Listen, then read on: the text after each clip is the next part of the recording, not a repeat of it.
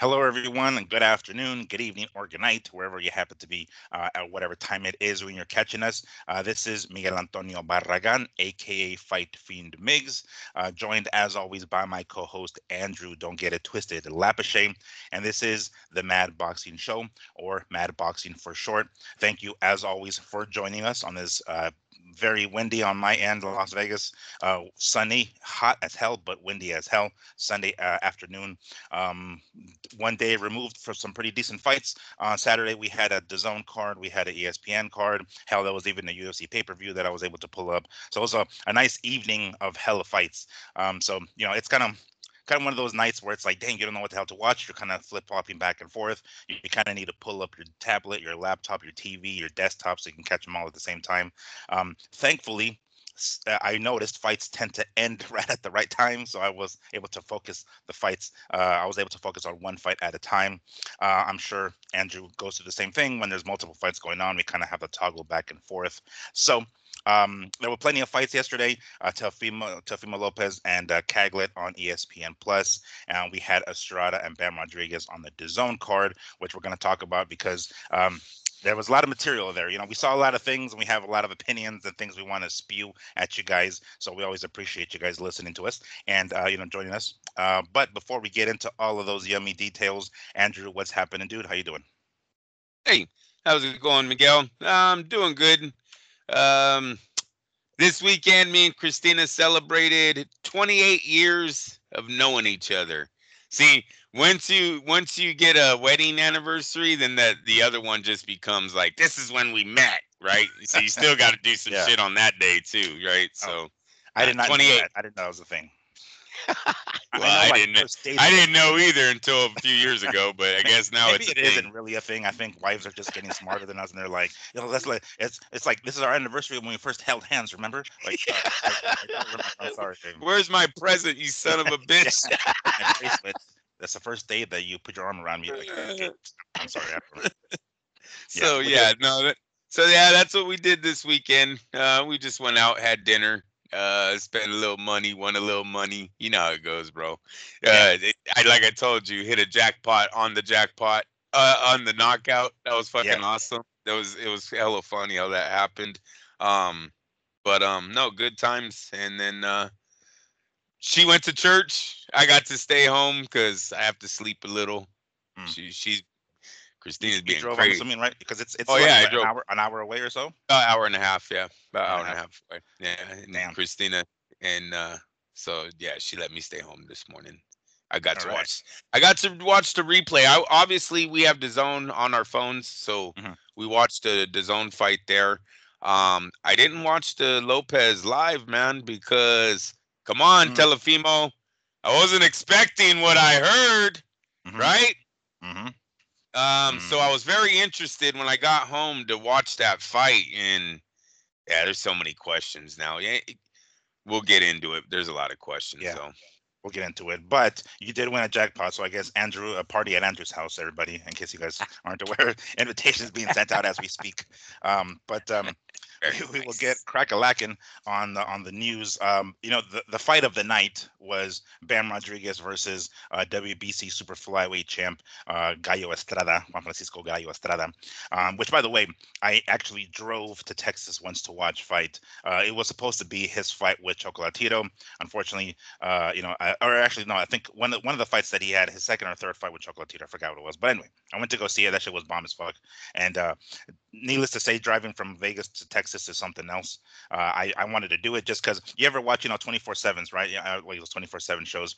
I always thought it was cool. Well, it was a dumb idea, I guess, but it was cool to like see it 24/7 for media. Like how they prep for to go into the stuff, right? So I was gonna drive to Texas, so I was like, let me record myself driving, talking about 24/7 for me, the guy who's driving to watch Chocolatito and Estrada 2. And Hey, why not? yeah, so I thought it was a good idea, right? I have it on my YouTube channel. It's kind of funny. People, I think I like clickbaited people because they're like, "This is not 24/7. What the fuck is this?" But I while I was there, I bought one of like the Estrada like red headbands, so I was all about it, right? So you best believe I tuned in to um, the passing of the guard, I guess we can say, right? Passing of the torch with Bam Estrada, with Bam Rodriguez and Estrada. Um, for those of you who didn't see it and already know the results, Bam Rodriguez came away with a victory. Technically, it's not a TKO, it's an actual KO because he didn't make the 10 count, right? So it's considered a knockdown, a knockout. What round was it? Do you remember what round it was? It was like round 8. something. It was round 8. 8. Okay. Yeah, I believe round So 8. So it was, after the 6th round, the second half of the fight, Bam Rodriguez gets himself the WBC Super Flyweight Championship and the lineal title. So that's the Ring Magazine belt, which basically means you are the man. To use Max Kellerman's words, the man who beat the man who beat the man who beat the man. Well, the last guy who was the man was Estrada, and he just lost to Bam Rodriguez. So, and I lied. It's the end of round 7. It's the end of round 7. Because you know what? There's a few seconds left. It's like really at the end of round 7, man. Yeah, fucking great shot. Just a great shot he landed on. Fantastic fight. It's the fight that we like.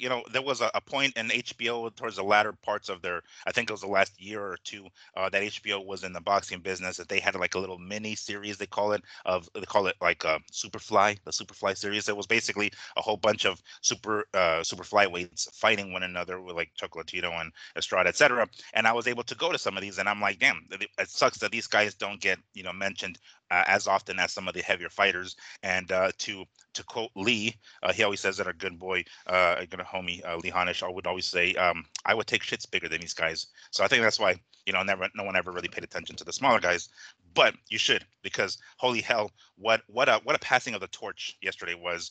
There was a lot, it was more back and forth than I thought it was going to be. I thought it was going to be, we saw Bam Rodriguez dominate. I'm not going to say he wasn't, but or a couple of times and there were like, oh shit, I thought the old lion was going to come back, and Estrada dropped round 6 Rodriguez in round 6 exactly. There might have been a little bit of issue with like the foot positioning because Estrada had his foot on the outside against the southpaw being Bam, but regardless, Bam didn't he didn't protest it. He just kind of got up like, I'm fine, right, and he kept going. And the fact that he was like sort of laughing when he got up, kind of showed me he was okay. I was like, all right, well, it wasn't. I don't know. I don't know if I could take that as that, because sometimes they try to bluff, and they're like, I'm fine, when in fact, they're actually hurt. But in this one, you can kind of tell that he was telling the truth. Yeah, he had that smile. Yeah, he had that smile. Like, oh, my bad. It wasn't like a deer in headlights kind of thing. You know what I mean? I was like, fuck. But they tried knockdowns. Great shot. Great shot. It was still, it still happened, right? He got him down, and that at least made it a little bit of a fight, because I got to agree with Rodriguez. He was doing pretty good after the knockdown, right? He comes back pretty good. Yeah. So it was a great fight. And he knew he had to. It was Rodriguez dropped Estrada earlier in the fight with a beautiful straight left that it seemed to like I think he tagged him a couple of seconds prior to it. But anyway, he dropped him with like the cleanest. It was like a nice step forward on the outside and then boom, straight left down the center. And a couple of times afterwards, he heard Estrada. Estrada seemed to kind of like for a quick second pause, and then Estrada comes back to drop Bam, and then finally the finish in the 7th round. It looked like Bam caught him with 2 body shots. He caught him with like one as like Strada was kind of reaching in, and then he threw another one immediately, and that's the one that dropped him. So I think it was like 2 consecutive body shots, left hooks. Those like beautiful Chavez left hooks, right? I mean, it wasn't as good as Chavez's, but it was that left hook regardless.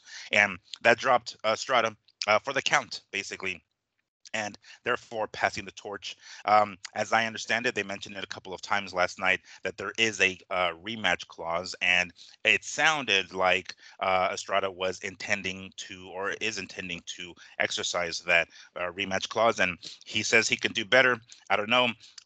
My dad kind of thought about it. He's like, me and my dad were watching the fights, and we're kind of thinking, dude, if it was a close decision fight, maybe, go ahead and exercise the rematch clause. But it's like it wasn't. You got beat, you got knocked out technically. So there's no real point in a rematch. But my dad kind of thought about it. He's like, you know what? I think maybe he wants to just exercise the rematch clause to get like one last payday and be like, all right, cool, you go ahead now. You can really pass the torch. Then I'm out of here. So maybe that's what he was trying to do. I'm not entirely sure, but regardless, he seemed to be hell bent on trying to get a rematch.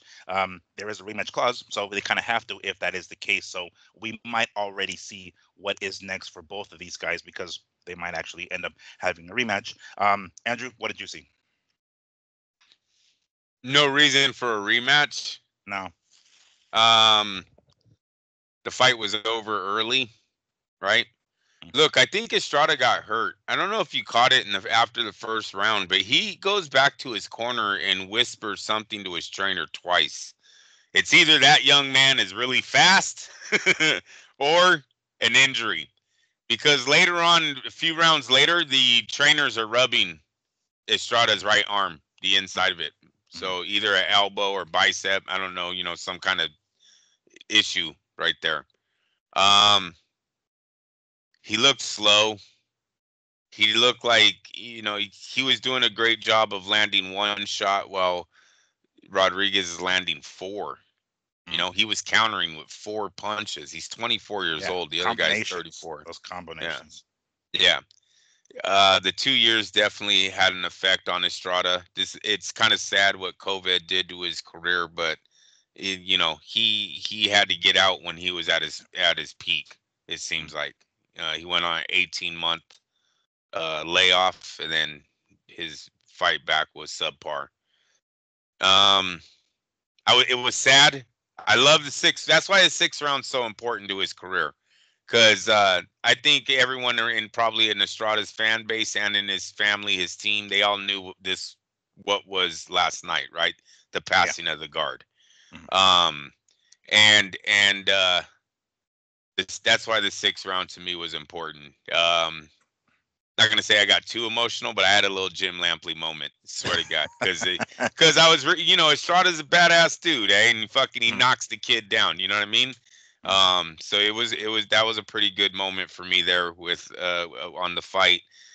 Now I got to give it to Rodriguez though. He's the real deal. Mm-hmm. Um, this kid has answered every question so far. Look, in life, I always say it's about timing. And I've got to say, timing is on Rodriguez's side too. I mean, the guys we're talking about, Cuadras, Singa, how do you say? Soaring Visay. I can never pronounce it. Sorang Visay. Yeah, that's good enough. Sorang Visay, and now Estrada. We got to admit, they were all three are on the downside of their career going in against Rodriguez. So while his resume looks stellar, I can't say, that whole talk about all-time great with their design. Come on, let's hold off here, because he's got to fight someone of his era, in his era. Sure. Um, that's going to be the problem.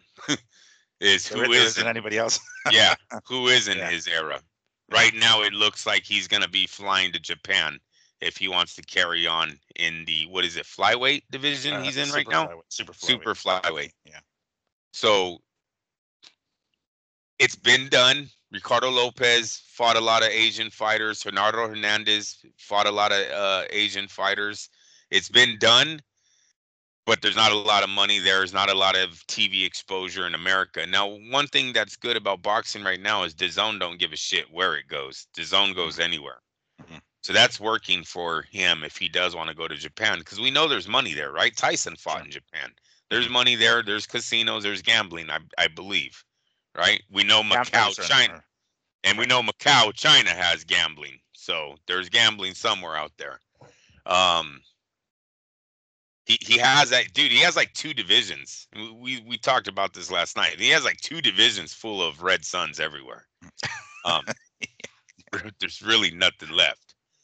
Um, we talked about Martinez, and you brought up, you just found Yeah. out. Yeah, that's I wanted to mention that because like Martinez, so Martinez is a flyweight, so it was like 112 pounds, and he's a WBC champ, or at least was. At one point, he moved up to fight Chocolatito as a last-minute replacement because that's when Estrada got COVID, or his corner got COVID or something. So he pulled out, and they put in Julio Cesar Martinez to fight Chocolatito, and it didn't go very well for him. As a matter of fact, I think it was in San Diego, and then RIP Lee. It was a fight that me and Lee went to in San Diego. So.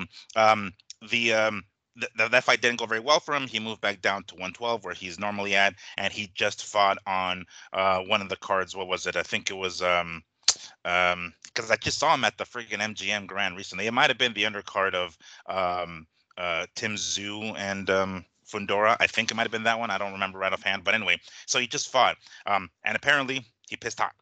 Let me pull up this article here that I found from Mike Coppinger. He receives a 9-month suspension. I don't know if that seems to be too light, but it says former flyweight champion Julio Cesar Martinez was suspended for 9 months by the Nevada State Athletic Commission after he tested positive for 3 banned substances, Damn. diuretics, and masking agents ahead of his ahead of his March fight. So yeah, it was the undercard of Tim Tszyu and Fundora. So let's see here. Mexico's Martinez avoided a hearing when he reached an adjudication agreement with the commission, which was approved Tuesday, according to the commission meeting minutes. So apparently, he's going to get a 9-month suspension ban. I don't know if that means he's going to be stripped of his belt, but it does say here the punishment Martinez agrees to includes 9-month suspension, retroactive to March. So we were already a couple of months served. And then let's see, which changes, that fight's going to be changed to a no contest.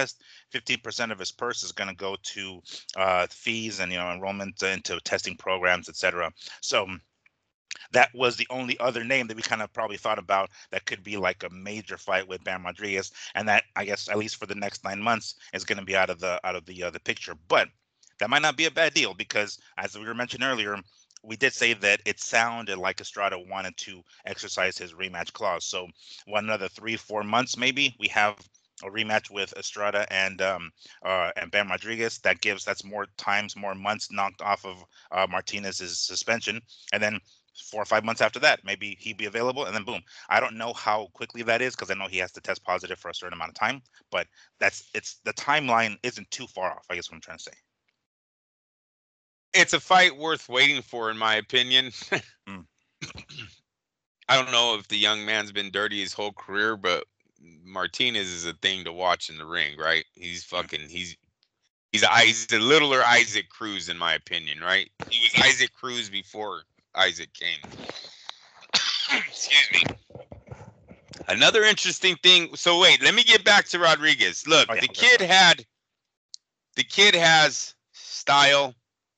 He has technique. He was almost picture perfect last night. Look, he's a southpaw, but I still had Junior. I'm like, you gotta watch. You gotta study, because he's doing everything right. His pivots, his angles, the way he mixed his punches up from hard to soft, right? He's baiting. It was a fucking thing. That jab that he has, he just, like, I don't think he ever throws a soft jab. I swear, man. That guy has the fucking bazooka type of, like, I Corte type of jab, man. Every time he throws it, it's like he can hear it, and it has so much snap in it. He has so many of the tools that, and this is often the case with smaller fighters. Generally speaking, smaller fighters cannot depend on their power, and therefore they have to have better technique. And if you want to see it, we're going to see it in Bam Rodriguez. If you guys want to study anyone in particular, study Bam. And like you mentioned, yeah, he happens to be a southpaw, but some of the tools do work the other way around. In addition to 2 additional tattoos on his face, which were weird. I don't know if you saw, like, he had that weird feather on one side. But he had another one. Did you see the other one? I don't know. What M or something on the other side. M, I thought think. it was like, oh, is that what it is? An M? Okay, I thought it was like, it's probably gangs. I'm just kidding. I'm being hella racist. I'm just kidding. Got tattoos. He's a thug. He got tattoos on his face. Must be gang activity. Yeah. He needs street cred, because when you're a small guy at 115 pounds, a championship belt in boxing doesn't cut it, apparently. So you have to have tattoos on your face. No. I hope that doesn't continue, though. I just hope he's not addicted to tattoos, because once they get them on their face, man, kind of means there's got a lot more coming. His arms are at least up to his elbow. He's got, I don't know how many more he has. I mean, I'm sure he's got plenty more, but yeah. One thing I got to correct Mora on when he said this is the new Mexican boxing. This young man's from San Antonio, man. Can we stop the bullshit? His trainer's Robert Garcia from LA. There's nothing Mexican about these guys. And to be honest with you, I'm going to pick a little fight right now. But the Mexican Americans have been dominating this rivalry here in the last 25 or 30 years. You can go back to Carbajal and Chiquita Gonzalez. You go to De La Hoya Chavez. You go Corrales Castillo. We're talking about some of the biggest fights in those divisions. So we're talking about Mexican Americans over Mexicans. Over Yes. Mexicans. Okay. Yeah. Gotcha. Before it was always Mexicans, bro. Mexicans dominated, right? When they came over here, everyone kind of shook. These guys don't fucking play. I think it used to be a lot harder. I'm not even going to bullshit with you guys. It used to be a lot harder to come over here to fight. But when Chavez did his miracle 89-0, that fucking opened up the gates to all Mexicans. They're like, we don't give a fuck. Give us an undefeated guy from over there because he might be the next Julio Cesar Chavez. And they just started bringing all these dudes, and the Mexican Americans have really picked up on their boxing. It shows, man. Marquez is the only one that beat, because Marquez did a rivalry with Julio Diaz one time. Marquez knocks out Diaz. Oh, Juan Diaz. Juan Diaz, yeah. Yeah. Baby that's bull. right. And but I mean, you go besides that, De La Hoya, Miguel Angel Gonzalez. De La Hoya beats him. You know what I'm saying? So and it's on that just Juan Diaz, guys. Juan Diaz almost fucking, takes out Marquez, by the way. Like, if you watch that first fight, he had him on the ropes bad. Oh, so, Marquez. You're talking Rocky. Oh, yeah, that's Rocky Juarez Barrera. That's another good one. Oh, that's another good one, too, man. Barrera barely win. I thought Rocky won the first fight. Yeah, Sorry. Yeah, I think they kind of took it from him. Yeah, and then Barrera comes back. But anyways, I'm just saying that Martinez and Rodriguez fight could be built up a lot bigger if you start adding all of this stuff in, right? And being like, oh, what's going on here? And you get the Mexicans a little mad. Like, their fan base is, you guys are strong. We're strong. We're strong. We're coming. You're coming like, fuck that. No, they're not. Going to bring that back. So I think there's a rivalry starting to build between Mexicans and Mexicans America. Fun rivalry, boxing only people. Let's not get outrageous with this. Let's not go to the streets and fucking throw bricks through windows. Stabbing each other. Yeah, exactly. Bringing fights and shit. It's like, no. Hey, let me ask you this. Let me fuck with you guys a little more. Who's favored to beat Canelo, or who's the guy Canelo's running from right now? Yeah. Another Mexican American. Mexican Americans don't like going to school. So it's all good. But no, it was a great fight, man. Look, pound for pound, I would have to look at the list again. The list is kind of weak, so he might sneak in there. Yeah, because they're putting some people on here, and no knock to them, but they're putting people like Shakur on the list, and it's like, okay, he beat Valdez, but I mean, we're not talking about what could potentially be great. It's what he did, what he's accomplished already, and what Bam has accomplished is quite a bit. So, and in 2 weight classes, because he was a champion at 112 as well. So that's pretty significant. You know what I'm saying? And I don't know if they're taking that in consideration, because when they put people on there like Tank and fucking Shakur, it's like, all right, now Tank accomplished a little more for sure. Shakur kind of, he beat Valdez. That's kind of his biggest win, but let's take it easy. Somebody who has actually accomplished something like Bam Rodriguez, let's put his ass on the list in front of these guys. So you're right, though. Like, we might have to look at the list again to kind of rearrange them, because it is, at least the second half, if I'm not mistaken, of the list is relatively weak. His opponent was pound for pound worthy by resume, by the fact that he's still ranked number 1, by the fact that he was still the WBC champ. We know about the lineal champ and the ring champ. That's significant. Yeah, we know about the layoff and all that. That's fine, but he still went to that division and took out the number 1 guy. You got to give him that.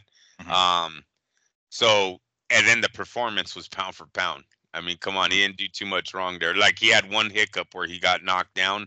He gets up and literally kind of beats the guy up again. Like, he was like, oh yeah, sorry, here, let me do this to you. And I'm not saying that it was it was a passing of the guard, man. This was De La Hoya Chavez all over again. Like, the young man was too fast. He's too young. You had no answer. You know what I mean? And Chavez really did it in part 1. In part 1, Chavez, I don't know if the cut's there. Look, they say the cut's there. Maybe it was. Maybe it isn't. I don't fucking know. Oscar never cut anyone again in round number 1 with one jab. I will give Chavez that. I will give him that. But Oscar's speed was just too much. I mean, Chavez is fucking, he's bloody and he doesn't know where these punches are coming from. I had visions of that last night. There was times where Estrada just puts his head down and his hands up, and he's just waiting for it. You know what I mean? He doesn't know where it's coming from. So too fast, too young, too strong. Pound for pound performance, I would say yes. Pound for pound opponent, I would say yes.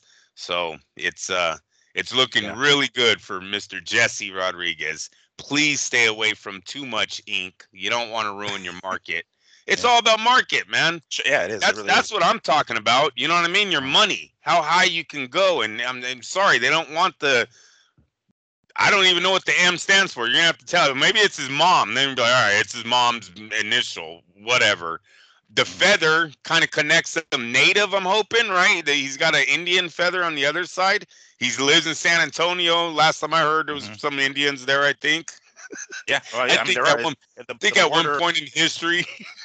Yeah, at some point there were some natives there before we got there. I don't know. That's as I understand it.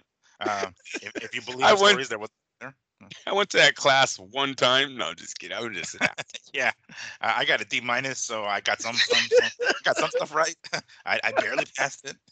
So that seems to be the case. But I actually have been to San Antonio, and they had a big ass billboard of Bam. This was back in like 2022. So he's a star, and the like you mentioned, I think above all is the pound for pound performance and the way he did it. It wasn't a close decision. Hell, it wasn't even a decision at all. He took him out. That's how you go in there and you take the belt from the champ, from the old lion to the new lion, the passing of the torch. You take it. Granted, he didn't want to let it go. Obviously that's usually how it is. But to Strada's credit, he took the ass whooping like a man. He's like, I'm knock me the fuck out. So be it. We're gonna come back. Hey, how about this, Miguel? Yeah. Hey, everyone, can we all agree that that's what a liver shot really looks like? Yes. Sorry. That's a legit body shot, bro. Yeah, if you look at Estrada's face, he's not smiling. He went down. He's he's in a fetal position. Our boy talked about the fetal position. Mr. Leon has talked about the fetal position that De La Hoya was in against Hopkins, right? You kind of just go like that because the pain, man. Yeah. You're trying to fucking press on that pain. He doesn't get up at 10. He's not there. Rodriguez has walked around the ring for like 2 minutes and the guy's still on all fours. Like legit fucking body shot. Pussy ass Ryan. Go ahead. I just need to throw that pussy ass quitter. That pussy ass quitter ass Ryan and all of his fans. Fuck you guys too. Yeah. That is that the only expression on his face is like yeah. Oh man, like you got me. Yeah. You got me right here. Right here. He's so bad on Tank's jock, dude. He's like, yeah, man, brother, yeah, we're cool. Like he really wants to be his friend so bad, and Tank's like, all right, dude, I guess, man. It's just one of those those guys in high school that just want to be cool with the cool guys so bad. That's what Ryan seems to be coming across. But yes, that is what a left hook to the body looks like, to the liver. That is what the expression that we expect. If you watch Amir Khan versus Marcos Maidana in that first round, you see the reaction of a fighter when he gets cracked in the liver. So what a performance. It kind of sucks for Bam because like you said, he, as far as like unifying the division, there is one fighter, an Argentine fighter, what was his name? Fernando. I saw it on the list, but I already forgot the dude's name. But Fernando Martinez, an Argentine fighter who's an IBF champion at that weight class. He's the only guy that is like, I don't know if he's like here.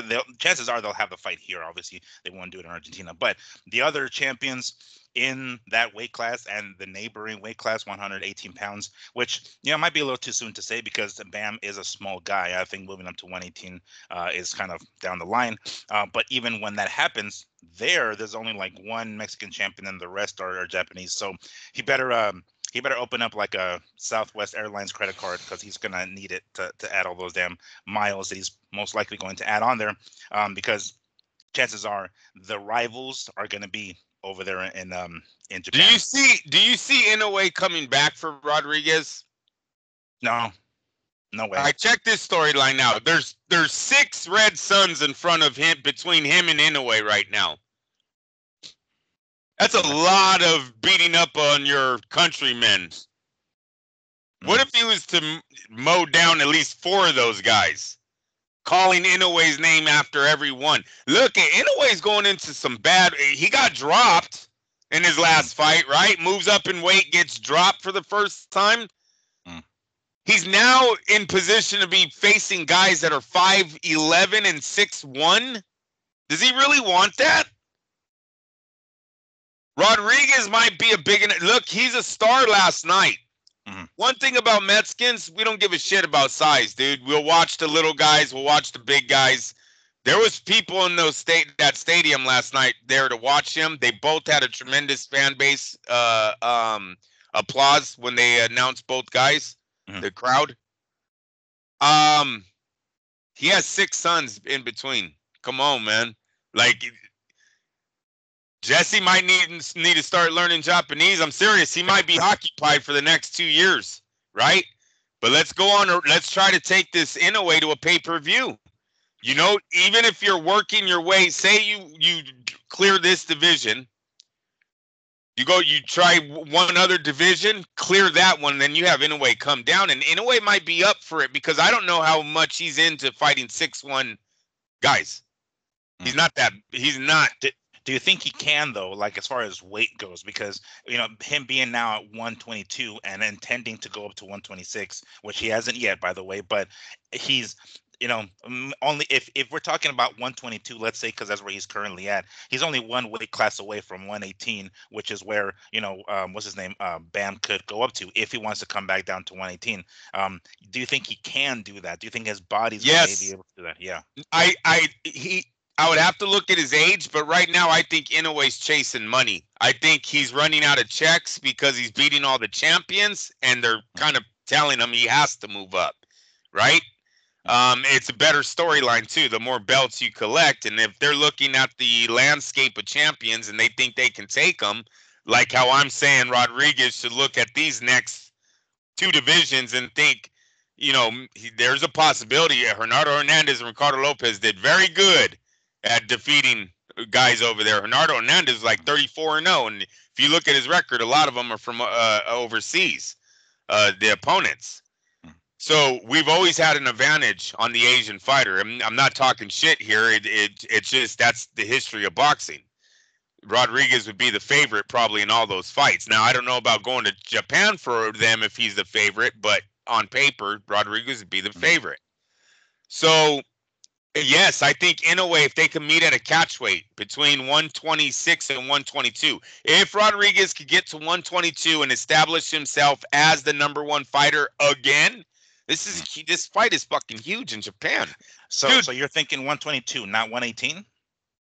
Yeah, I think he has to go up. I don't see where is Inoue's at 122 right now with the potential of moving to 126, right? Yeah, so I think. So there's only one weight class between them, basically, which is 118. That seems reasonable if Inoue can still make 118 because he hasn't moved up yet. Yes, if Inoue comes out and says I'm staying at 122, then yeah, they can definitely make a fight between 118 and 122. If Inoue doesn't, if he wants to not give him all the advantage, right? He wants to keep a little himself. You meet at a catch weight. The fight makes big enough money where I think both parties agree to a catch weight on this one. Unless Bam is thinking about taking over his division solely. See, why I was saying the catch weight was because I thought 126 was too high for Rodriguez, right? Mm-hmm. So you stay at 122 and then you make the mega fight in between, right?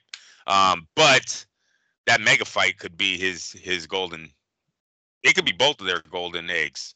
Seriously. Do you think Inoue is willing to come to the U.S. for that, or is like no, yes. I'm the big fish. They definitely been looking for Inoue's way into America. They want to make him the next Manny. That Bob has already said that, dude. They said something about they think right now Inoue in America can get 25,000 for front row.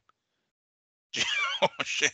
Yeah. Wow. Japan loves boxing, dude. They like their boxing out there, and this guy is legit. You know, they called him the Mike Tyson out there. He's knocking out fucking everyone, just collecting belts. I know he had a little hiccup in the last fight, but then comes back and knocks the guy out, probably in a candidate for knockout of the year. You know, it's a fucking tremendous knockout that he had even getting up off the canvas. So yeah, I do think Rodriguez he has potential of that being a huge fight for him, and he's only 24. If I was in a way, I'd be trying to probably work that fight before I move up any farther, because I think it's just going to get harder for Inoue, and not because of skill, more because of size and power. Mm-hmm. So, Andrew, put on your promoter hat. Where did this fight take place? Inoue and Rodriguez? Yeah. What location? Las Vegas. Las Vegas. Oh, Vegas? Okay. Yeah. Not Riyadh season? Not out in no, well, it depends on how the Asian market does in Saudi Arabia. Now, if he has a bunch of high rolling friends that are all going to pay him big dollars for that, then that's an industry I don't know. You know what I mean? But as far as Mexicans and Asian and fight fans, Las Vegas, man, why would you take this anywhere else? That's the big ticket, right? You get both sides. You'd get both sides. So definitely a great fight last night. That was one for Rodriguez. You go that's you there? Yeah, I'm sorry. You kind of froze on me for a second. Oh, you went like this. No. Now, you froze on my end for a little bit, so I was like, I'm just gonna wait it out, because it does unfreeze in a few seconds. So did you the fight of potentially, or the idea of potentially fighting Inoue was brought to Martinez's attention, or Rodriguez, I'm sorry, in the ring afterwards, Bam Rodriguez, and they were asking him about it. And he was like, well, that's more like a fantasy fight because he's too heavy. They even asked Eddie Hearn the same question, and he kind of replied with the same answer. So it doesn't seem like they're too interested in it. Now, maybe that's the case right now, but I kind of would have liked if Bam would have said, maybe down the line, something like, in the near future, something like that. But he sort of shut it down a little bit. He's like, oh, that's kind of a fantasy fight. I got work to do in this weight class, which I did like. But I mean, realistically, we're talking about big money fights for him. That would be the closest thing to it, I'm not sure if I like that answer of like that's that a attitude. Fight, Yeah. I would have liked to at least leave the door open, like maybe down the line, maybe perhaps in the near future, something along those lines. Because if Estrada does intend to exercise the rematch clause, we're talking about a couple of years from now, and who knows if in a couple of years' time, Inoue still can drop down to make some catch weight between 118 and 122. Hopefully that's the case, and that will be a badass fight. I'll be down for that one. I don't know, we obviously, well, I would have to assume that Inoue would be the favorite in that one, just on size alone. But damn, if we can get that crack-a-lack, and holy shit, that would be pretty badass.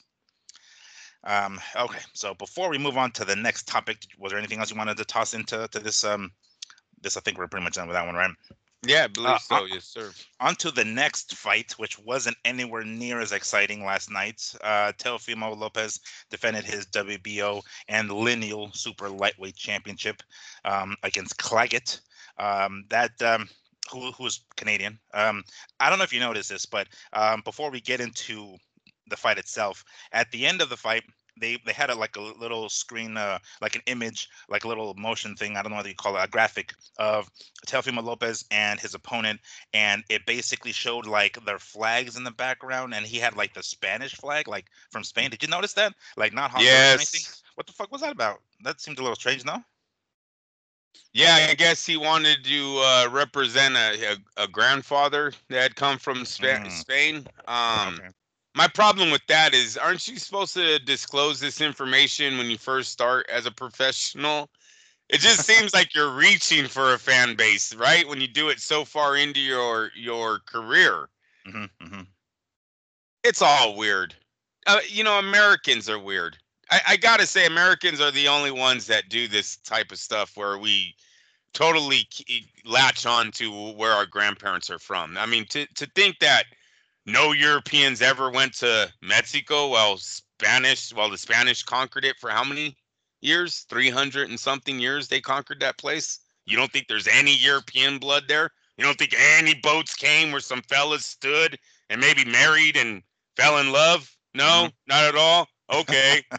It's so stupid. Like Europe. Hey, how about Europe, guys? You don't think anybody else from anywhere else went to Europe. Do you see Europeans like, oh, look at my flag, look at my flag? It's look only at my German flag. Yeah, it's only Americans, dude. It's just weird. It's weird. I don't know. So yes, he wants to represent every bloodline in his body, I guess. But not the fact that he's just not the fact that he's American. Yeah. Born in Brooklyn or where the fuck he's born. Yeah, I forgot where that was born, but yeah, no, not that one. But I mean, wouldn't it be just because like we are more, and we, I say we, I mean the U.S. are more of a melting pot than other countries. Like, granted, I think that's our ego. Yeah, I think that's our ego saying that. Mm.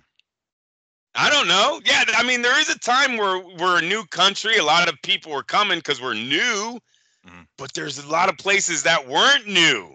And people have been traveling there for fucking centuries. Yeah. Way before America's even founded. You'll see all there. Oh, look at me. I'm 17 other things. Look at me. It's just funny, bro. Yeah. I mean, seriously, Mexico, we know they have a African community. We know there's an Asian community. We know there's a German community. All this in Mexico. They have these little areas. Mm-hmm. We know there's an Irish community. Yeah. Do you see Canelo with an Irish flag? Oh, I'm Mexican, but I'm also this. Yeah. Come on. So anyways, I'm going to get off it. I love poking at Americans. I think my last name is Spanish, actually. Barragan, I think that's a Spanish last name. But, I mean, bro, come on. Yeah. You don't want me to have the Spanish flag behind me? You know, next time. We do know what makes a Mexican, right? We just hope that it was love, bro. Yeah, and not force. We just hope that all of our grandmas were in love, damn it. But we know what our bloodlines are. Come on now, you know? That's hilarious. But anyways, back to Telefimo. Yes, he's Spanish. He's American. He's what is the other one? Honduras. Yes. He's a mix, I guess. But all the powers of all those nations didn't do jack shit for him because he went 12 fucking rounds with Steve Claggett. It was obvious he outpowered Steve, and it was obvious that Claggett just didn't have the power to hurt Teofimo. But he landed a lot on Teofimo. Like, oddly, at the end of the fight, Claygett's face wasn't all that banged up. It just looked like a hard sparring session for him. And this part of Teofimo's eyes tend to kind of swell, and this part of his nose, like, and that's like, he has those prominent features, and I think those are the ones that stick out the most, obviously, generally speaking, with boxers. But his face, I mean, it wasn't banged up by any stretch, but he got punched probably more than he probably thought he was going to. I don't, at the same time, he's the number one guy in the weight class, so he beat the man who was the man, which is Josh Taylor. So he's gonna have to give him credit where it's due. However, in his previous two fights, fighting guys like Sandor, or I don't know if it's previous two specifically, but fighting guys like Sandor Martin, who were hard as fuck, moving around all the goddamn time, Jermaine Ortiz moving around all the time, he finds himself an opponent that stands right in front of him, and he still can't fucking take the dude out, you know. Like he landed everything, bro. And he lands everything. Had him hurt in like the 8th round. I think he had him hurt, and then he just backed away all of a sudden. And I think he realized he wasn't going to be able to finish Claggett, so he just backed away. And it's like, all right, back to the end. Claggett, to his credit, was going forward. He was the one that was making the fight. He was coming at him, and Teofimo didn't have to go looking for him the way he did with Sandor and the way he did with Jermaine. But you know, he got a tailor-made opponent for him, and he still didn't look good against him. Fuck that shit. Like, it's so frustrating. Like, you basically picked this guy to look good against, and yes, you won and you dominated, but what happened to the Teofimo who fucking took out Comey, and you know, who was head to head with fucking what's his name, Lomachenko, and you know, like, where's that Teofimo? Damn it, you know, he just seems to be comfortable. I don't know, it's weird, complacent, I guess is the word I'm looking for. But what did you see? He's taken on the title of a showsman, and that's what he wants to be now. Everything's a show to him. The punches are all for highlight reels. The ring entrance, right? The ring entrance, yes. The whatever he's wearing his attire. Yep. He's a showman now. He's not a fighter anymore. And unfortunately, it showed in his performances. Uh-oh, my battery's low. Get out of here. Turn back on. We are okay. All right. Minor glitch, people. Looks a little darker. I don't know what the fuck, but as long as I look good. No, yeah, I haven't changed on my end, so we're good. All right, good. So yeah, man. Now he's a showman. He's a showman. It shows in his performances now. He's all this one punch stuff, one trick pony, it seems like. It lands, it's beautiful, but you got to put punches together. You got to take this shit serious. Dude, once they step up the competition, unfortunately, no, it's not unfortunately. Fortunately for Lopez, he got Josh Taylor at 19-0 and not 19-1 or 18-1. That's what those decisions, those close decisions, controversial decisions can do to a guy's resume. Because with Josh Taylor losing to Catterall, Lopez has been on the decline for a while. But with that Josh Taylor undefeated championship performance right on his resume, he could point at that fight and go, well, what about this one, right? Yeah. You have to be a diehard. And that goes to your point, actually, about timing. It's like, oh, let's get him right now. Timing right now. Let's get him before, because it doesn't look that good. He's not looking very good. Let's catch him right now before he loses that undefeated record. And that's why I think Lopez became the hottest guy in the division last night. If you're anybody in the division, how do you not want to fight Teofimo Lopez right now? Mm-hmm. There's nothing you have to worry about. He's not throwing a million punches a fight, so you're not going to get beat up that way. His power just seems not to be here. Look, this is his fourth fight, I think, at 140. He fought a fighter.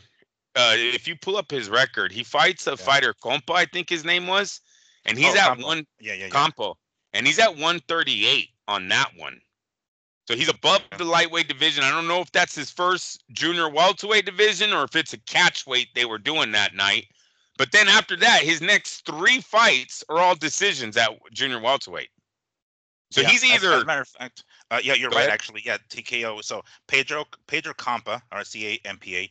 As a matter of fact, me and Lee went to that fight here at the Resorts World in Vegas. So it was for the some NABF yada yada yada, but it was technically 140. He did come in a little light, but it was technically 140. No catch weight, none of that shit. And was a 7th round TKO.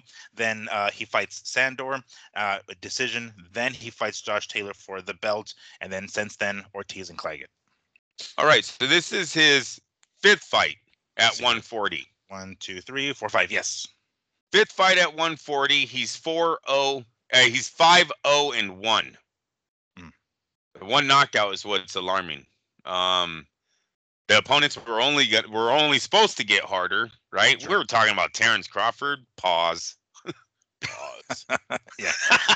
Unless Terrence is gonna drop weight and be dehydrated when he steps on the scale and try to fight him at 140. No, that fight shouldn't even be looked at right now.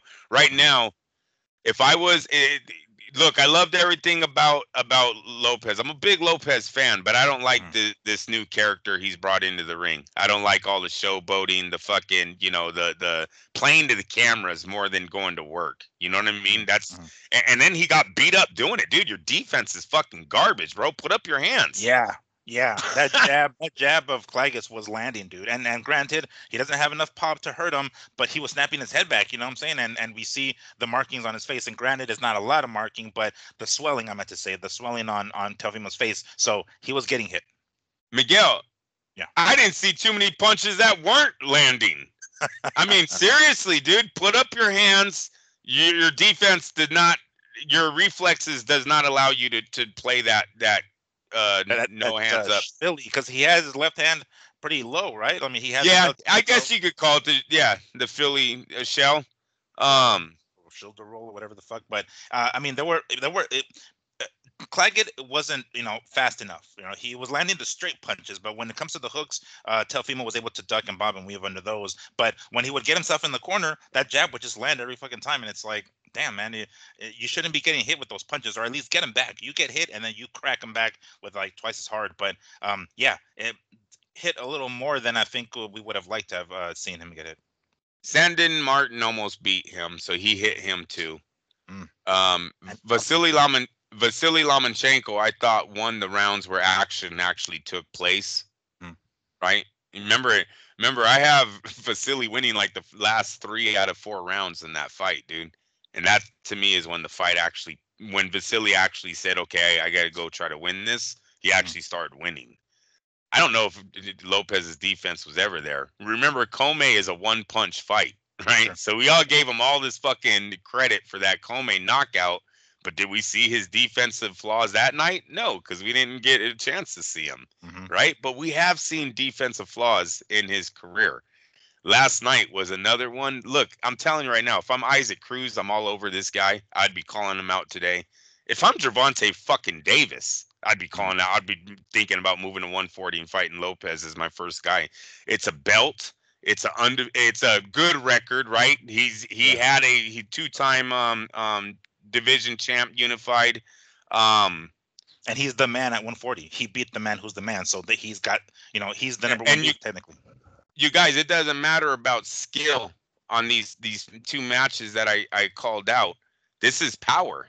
And if one guy is going to keep his hands down and can't move out of the way out of a left hook, those two dudes have left hooks that'll put your ass to the ground, right? Cruz and fucking Davis both have pop, man. So if I'm both of those guys, I'm like looking at Telefimo fucking mouth watering right now for his title. If I'm Lopez, I would try to clean up the division. Do a little Canelo thing and say you want all the belts back because the opponents are a little bit less. They're not as hard, right? Yeah. You get to start off with the guy that just upsetted the Puerto Rican, the goat. What's his name? Liam Paro. Liam Paro, right? Australian. He's got a title. The WBC is vacant. I don't know where they're going. They got the young man Dalton, who's the silver champion. He's got to be in some kind of conversations about getting the vacant title. Well, Devin Haney's in recess, but we know the WBC's there to be taken, right? If I'm Lopez, I think I'm aiming a little bit around going after these titles, trying to make yourself the man with the belts at 140, and then maybe Isaac Cruz, I guess, already has a title, so at some point you're unifying against Cruz, but build the fight for either Ryan. And Ryan's not even there, excuse me, Haney or Gervonta. With Gervonta being the biggest one because Gervonta is moving up. Gervonta is really small, so hopefully his power doesn't come that much with them. It's just a better matchup for Lopez. My family's on. So that's what I would be. If I'm Telefimo, my last part of the career is not welterweight. He needs to stop with that bullshit about going to welterweight. Hey, love you. Lock the door. Lock the door. No, go on. Where was I going with that? So Not going to 147. Not going to 147. Come on. When you say Gervonta is a better fight, I guess for Teofimo, you talking about money wise or like, because definitely not matchup, skill wise. Oh, okay. Matchup. Because of the size difference, right? Hopefully Gervonta doesn't bring that much power with them. He's still small, so Lopez is probably bigger than him. It's a better matchup, and it makes him the same amount of money if he was to go up and fight a Terrence Crawford or say a Boots, if Boots actually beats someone here irrelevant soon. Yeah. But it's got to, the risk is too high, I think, for 147. Lopez, he doesn't have a fucking knockout, in my opinion, at 140 with anybody with the name, dude. He's looked subpar against all of these guys. Even the Josh Taylor fight, they have it a close fight. Josh Taylor was still landing his shots. I would have to really look it over again to see how bad Lopez looks in that one. But the scorecards are like 115, 113, bro. That's not a fucking wipeout. You know what I'm saying? So, and then when you add in the Martin fight and the Ortiz fight, I mean, come on, 147. That's career suicide. At that point, you're just going up there for a check. Now, and that's fine. If they wanted to do my route with I say my route, but you know what I'm saying. If they wanted to go up there and fight fucking Terrence Crawford for that one-time check, that's fine. And then come back to 140 and end your career. Whatever, so be it. But Right now, you're so big of an underdog in that Terrence Crawford matchup. I don't think there's any money there. I don't see the fans paying for this fight. Lopez is not a ticket seller. I think that's been proven throughout his career, and he did nothing last night to justify that I want to pay 25 racks to go watch him fight Terrence Crawford front row in Vegas. I just wouldn't do it. Would you think, like, let's say for the sake of argument, he does, because we've seen this happen before, and I can think of it right offhand. Kelly Pavlik moving up to light heavyweight to fight that one fight with or 170, whatever the hell it was, with Bernard Hopkins, and then he loses, and he comes back down. Maybe he defends the middleweight title one more time, and then he ends up losing it to Sergio Martinez. So that basically was the beginning of the downfall of Pavlik. Yeah. If Lopez goes that same route, let's say he's at 140, he moves up to 147, potentially a money fight, a big money fight against Crawford. He's definitely going to be the underdog there. Let's say he loses. How exactly he loses? Well, that's just, fantasy. But let's say he loses, he comes back down to 140, and then there's the beginning of the downcline. Like, I mean, the decline. I mean, I don't think that's a good idea. There's you hit it right on the head. He's gonna basically make the same amount of money. He's gonna fighting somebody, like Gervonta Davis, at 140. I mean, Gervonta when he fought Mario Barrios, he moved up to 140 and he finished Barrios, but of course Barrios is not Lopez, so it's not like he can't do it. He'll do it for the right opponent, which is common in boxing. He'll do it for the right opponent. Can he have that power against somebody like or can he land, I guess, that power against somebody like Lopez at 140?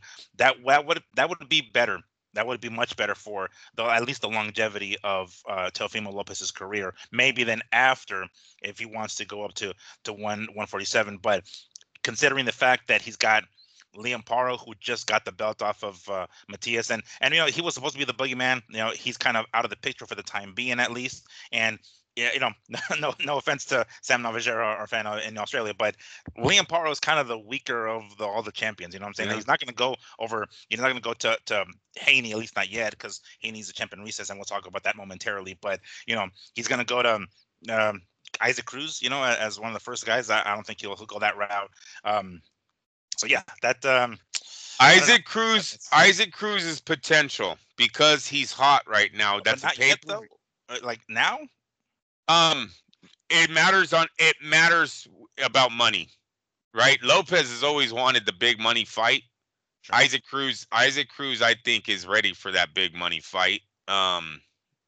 He has the Riyadh season, what's his name, Turkish Ali Sheikh behind him, yeah. Right? If he's interested in seeing Cruz go for undisputed or unified, that's a possible, just because of the money. It would also get the biggest problem out of the picture pretty fast, because Isaac Cruz might be the toughest champion right now in that division for Lopez, especially with Devin out, right? And that title's vacant. That's gone. And you're looking at Paro and Cruz. They might look at that one right now. I definitely stay at 140. I'm not moving up to 147. You got two pay-per-view fights. You got Isaac fucking Cruz, and you got Gervonta Davis. He needs to start working those angles. Davis is coming. Davis wants to make big money. I think he has to come up, right? And he's already got beef with so many guys at 140. It just makes sense that Davis comes up to 140. And then you also have Devin Haney there. I think the Haneys had to have looked at last night and been thinking, you know what I mean? Like, right maybe now, I 2 year sabbatical isn't going to work out. Let me get back in the cage, right? I think anyone can outbox Lopez right now. He looks very beatable. He doesn't throw a lot of punches, and he's not picking up his hands. His face has been beat up the last few fights. This isn't. And last night, you guys, you're telling me that was Lopez is 26 years old, correct? We're talking dead in his fucking prime. He fought an unranked, no world title challenges, no world title fights or wins. He's got this dude had fucking nothing. Plus, he's been beaten. How many times had Claggett been beaten? Claggett. Oh, geez. I thought he had 4, bro. I think he has 4 losses, if I'm not mistaken. He might have more, actually, dude. I don't think. Dude, it was fucking Yeah. Bro, that's why I didn't watch the. 38, 8-2. Oh my, yeah, bro. This is why I didn't watch the fight. I'm telling you, when you had Estrada and Rodriguez, I'm sorry, I'm not tuning. ESPN's not getting a. Maybe when I was fucking 14, I would have had them both on at the same time, or 20. But no, at 44, dude, no way. There's no fucking way. That's what I'm saying. Everything is in question on Lopez's career right now. And I'm telling you, you know, it was funny when you said the 8th round you had seen he hurt him, realized he wasn't going to beat him. You kind of seen it. Dude, I seen it too. It's when he goes back to his corner. He almost has that look again, like he wants to say it. Do I have it anymore? I swear it was all over his face all over again because he had just hurt the guy and he can't fucking stop this dude. He's hitting him with fucking everything. At least once. I know he didn't put too many punches together, but I mean the fucking clean one shot to the body, the head, the uppercut, the right hand. Nothing's working. Nothing is fucking working, at least as far as breaking his face down, making him move backwards. He never even got the guy to take a step back, probably in some seconds of a round, but you know what I'm saying? Like, he never dominated. He's 26. I don't think I've ever seen a number 1 ranked fighter at 26 years of age looked as beat up as he did against a guy that was unknown, unproven, unranked. What the fuck? Like, dude, it was almost like Top Rank was fucking begging for Lopez to have a breakout performance. Mm-hmm. Begging. We're going to give you a Canadian that he has nothing. He's been beaten 8 fucking times. Yeah, and has 26 KOs over, wins.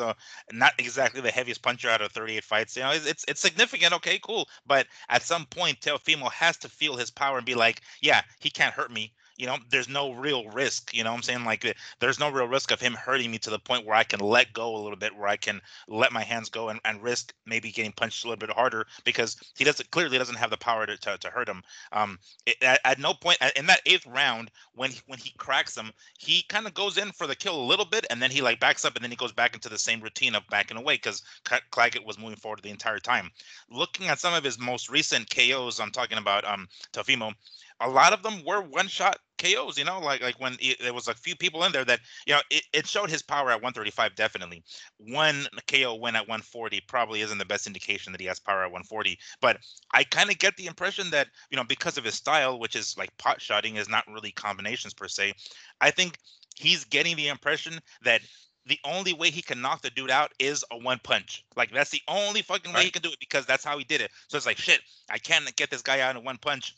I'm not knocking him out. Like, dude, no, keep going. Fuck, add 2, 3, 4. You may be able to finish him. Maybe the referee will step in. Who the fuck knows? But enough of this one shot shit. And I'm not saying he's going to change his style, because most likely he's not. But at the very least, change the mindset. Yeah, you might not have that one punch knockout power at 140, but that doesn't mean you can't finish people. You can still crack them. Clearly, you heard Claggett. You should have gone in for the kill and not fucking stopped. But, again, Claggett is a veteran, so he's going to be able to withstand it. But I almost think like he has those doubts. Well, we've heard him say it, asking his cornerman, he still has it. But I'm not sure if he got over that. I'm not sure if he's over that yet. Like, I'm going to say, if I can't get that one punch knockout, I'm not getting it. Go ahead. I'm going to blame his trainer for not being able to find an answer before the fight or during the fight and make the adjustment on his fighter to get him that victory. Claggett, let's not give him too much credit here. He is not a veteran. He's actually a very rookie in last night's situation. No championship fights, no ranking. This is a veteran. From a journeyman? This is a veteran of bar fights, bro. This was a veteran of the tough man sessions. Yeah, this was a veteran of the tough man contest. You know what I mean? Like, bro, they gave him the lowest of the low. This is why I didn't watch live. Throwing fire at the Canadians, Andrew. What the fuck? You're like, I'm sorry, you guys. But about everybody today. Fuck, Spanish, fucking everybody's getting it today. Fuck where your grandpa's from. No, I'm just kidding.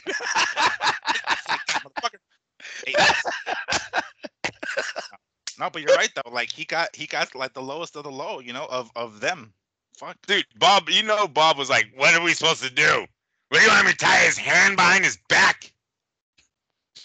Yeah. Hey, we've been saying it for years. He's stalled on the trainer, right? He watching after he's gonna come out because all the media is gonna say the same thing. You sure it ain't your dad? You sure you and your dad haven't just peaked and you have no answer because you guys have kind of peaked?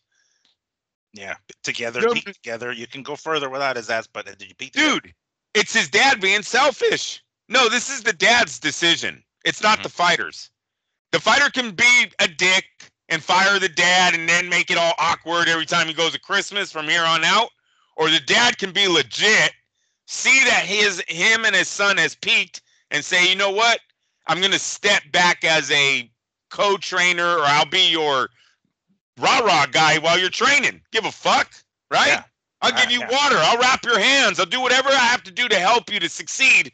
But you need to listen to this man now who's trained other world champions, who's constantly doing this, right? And then they would get that mindset, or they're going to be the ones to tell them what the fuck they're doing wrong, and it's up to Teofimo to either take it in and change it or go on. But I think his dad and him are both, yeah, man, this is my son's my best friend, eh? We get fucking drunk after the fight. Yeah. He is the takeover. Fuck you guys. Like, his dad is totally that dude. You know what I mean? Nobody could beat my son, man. Like, no, dude, your son's almost been beaten a few times. Like, seriously. And last night, like I said, he's not the best. I had Teofimo way higher than where he should be. You know what? And that's when I looked at that Josh Taylor win. And then you got to look at what Josh Taylor Catterall looked like, and then how much Josh Taylor avoided Catterall until he finally got in the ring with Catterall, and then Catterall whooped his ass. I was like, oh, man. This was when he whooped your ass 2 years ago, too. So, timing, perfect, 19-0 record, 3 belts. I think he had 4, but they stripped him of 1. So that's what gave Lopez this little this notch, you know what I mean? It was a very good notch, but now that shit is faded out, and 3 decisions in a row. The other guy, like, bro, all right, I gotta get into it. Can he stand up to Ryan Garcia's hook? Now look, I know Ryan was juicing, right? I get that. And he's heavy. And he's heavy. But he's still pretty fucking fast, and that left hook comes at it's a natural gift that he has with that left hook, I think. And I guess I gotta hold off on Ryan until his next fight without the drugs, right? Because now, you know, it sucks, Ryan, but I don't know when you started taking it. I really don't. You just got caught this time. Yeah, so, yeah, is his fast, because it's not just the speed of that hook, it's the power. It's at that weight class, right? So it's like that's obviously his money punch, and that was his money punch at 135 as well. So you know, we have to take that in consideration. Now that's his only real that's what I thought, you know, he could have done against fucking Gervonta. Because that was my prediction. I thought, you know what, he's right-handed, right? He's orthodox. Gervonta is southpaw. Gervonta's left hand, which is his money shot too, is further away from Ryan than Ryan's quick is to fucking Gervonta. So I thought, you know what, he might be able to catch Gervonta with that fucking quick ass left hook. Nah, that was another fucking story. But I thought, like, well, you know, he obviously showed it against Haney, but on the juice, on heavier, that it unfortunately it puts a lot of things into question. And if you know, we don't know. If we're saying that his hook is real, right? I don't see Lopez being able to stand up to it. Doesn't mean he's a clear-cut winner, because there's more in boxing than just the punch. But damn, dude, you take so many fucking punches. If Garcia is able to avoid or take your shot, there's no way Lopez stands up 12 rounds to that. They really don't. I just, and then Isaac Cruz has some beautiful knockouts too, where the guy looks like he has power, man. And you're literally taking punches. I mean, his whole face was beat up last night. No, it wasn't a good look at all. This whole shit was swollen. It was totally swollen. I was like, dude, I seen the scorecards, and I'm like, all right, I knew it was going to be, I thought knockout, but 120, 109 or something. I was like, wow, that's a total fucking bullshit fight. I know Bob Arum's pissed. Bob had to have been mad. He had to have. They've given this kid so much money. They've put so much time into him, made him main events, and he's just not fucking living up to it right now. They can't cash him in. He's just he's gonna break even. That's what's gonna happen with Lopez and Top Rank. When I seen his face, then I was so interested in watching the fight. I was like, how does he look like that? And he went 120, 108. Now, I did see there's not too many rounds where Claggett takes over and you can give him the round, but he landed so many punches. It was like, no, this I don't know. I thought 120, 109 was, or 108, whatever the fuck that scorecard was. I thought that was a little ridiculous for as close as the fight seemed as it was. But I get scoring, you can't. I'm not saying Claggett won in any stretch of the means, but his face didn't look like that score. Most of the time when you see 120, the guy don't look like a fucking deformed person, bro. Yeah. Boxing is a rough sport if that was 120 winning. Right.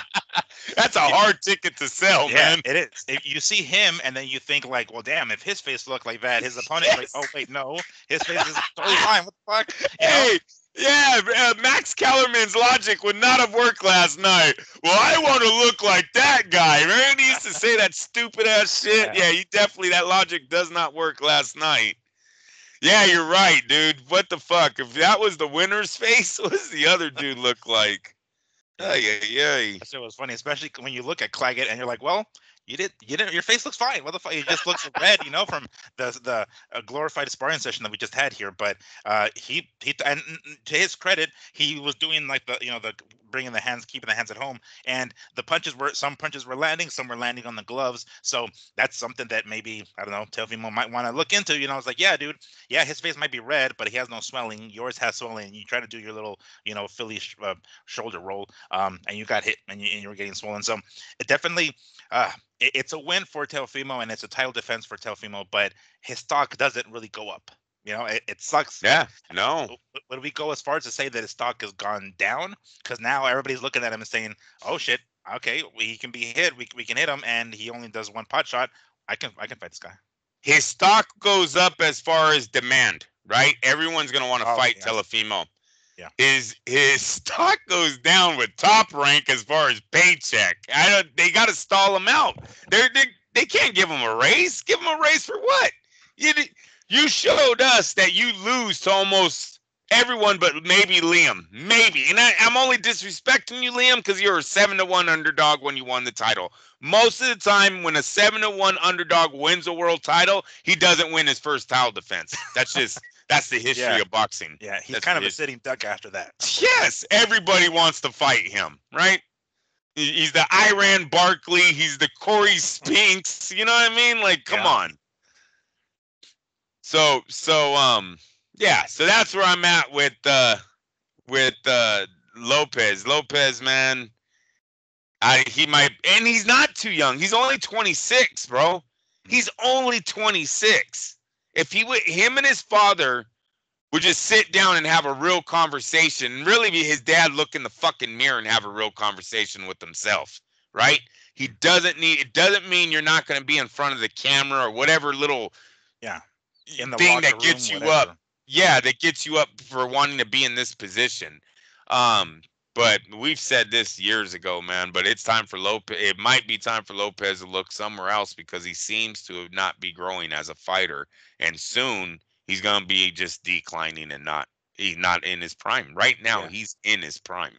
Yeah, and he's kind of stagnant. Like he might not be going down per se, but he's not exactly going up the way he should be. The ascension at this point in his career and his age. That definitely kind of paints a different picture from a few weeks ago of the 140-pound division, because this is kind of the softball that we're talking about earlier. It kind of leads us into, well, Devin Haney and what the fuck he's going to do with his 140-pound championship. As far as we understand it now, apparently he's going to be considered the WBC champion in recess, which means I guess he'll come back at some fucking point. We saw there's a WBC silver champion. We already forgot his fucking name, but it's like that kind of leaves the WBC belt there kind of up for grabs. It wouldn't be a bad idea if Teofimo might want to snatch it from whoever the fuck is going to get it at this point. Now he's got himself 2 belts, and he can maybe, like you said, collect the belts again. But that kind of leaves this weird I don't know empty spot with Devin Haney and his 2 year sabbatical or year sabbatical, whatever the fuck he's planning to do. Um, that's weird. I'm not even sure what to think about that. But I want to address. He's been getting a lot of hate, right, because of the way he's been acting since this loss and since everything, at least in the last couple of weeks, because of getting the decision reversed, right? He wanted it to be a DQ win for him. Ultimately, is going to be a no decision, if I'm not mistaken. But now, now Devin reached out to DAZN and said, "Hey guys, let's go ahead and remove that fight from your video library, please. We don't want to see that shit."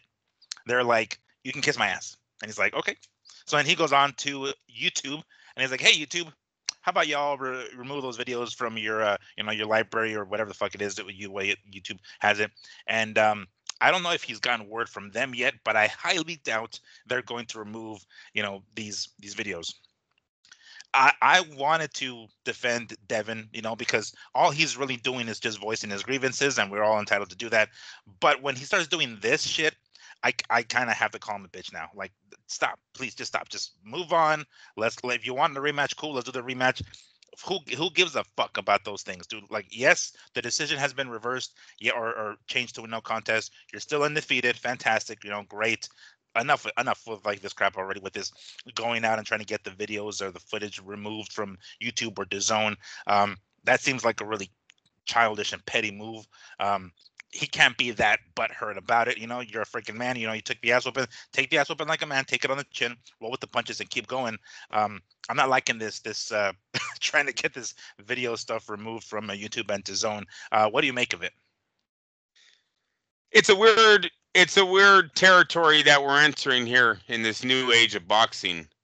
And what I mean by that is social media, right? Because I think that is the drive behind Haney's request to have these removed off their platforms. What's defeating Devin Haney right now with this Ryan Garcia fight is the Ryan Garcia fan base that seems to be real. I know we've always said that they were probably bought fans and fake, and even Oscar had said that, but when you look at these chat rooms, man, these fucking guys, they're like Taylor Swift fans. Swifties. They're like Swifties, bro. They're not knowledgeable. They're not knowledgeable in the sport. They're all newbies. Damn. Right? Mm-hmm. He has a very wide range of some religious knuckleheads that are all backing him because of religion, know nothing about boxing. They just know that he says Jesus a lot, right? Jesus is king, and they're riding with him because that's in there, and that's followed by I don't give a fuck. Okay. Yeah, for reals. No. Yeah. It's and seriously, Devin, it gets drowned. You can go on any of his comments, chat rooms, and you'll see 20-1 on a Ryan to Devin fan. And I think Devin is being pounded with every time he says something, there's a million guys there putting highlights. This is what I remember. This is what I'll always remember. Now, and that sucks, man, because I think that's what's driving this. I don't think it's the fact that the Haneys believe HBO or ESPN or DAZN is going to be replaying the night that a fucking cheater won a fight. Ryan Garcia is a fucking cheater. I don't give a fuck what these newbies, what these fucking 10-year fans have to say that are watching our sports now. Back in the day, if you come in 3 pounds overweight, you're a fucking cheater. You're a loser. You didn't hold up your end of the bargain. And if you get popped dirty, bitch, we ain't even watching the fight anymore.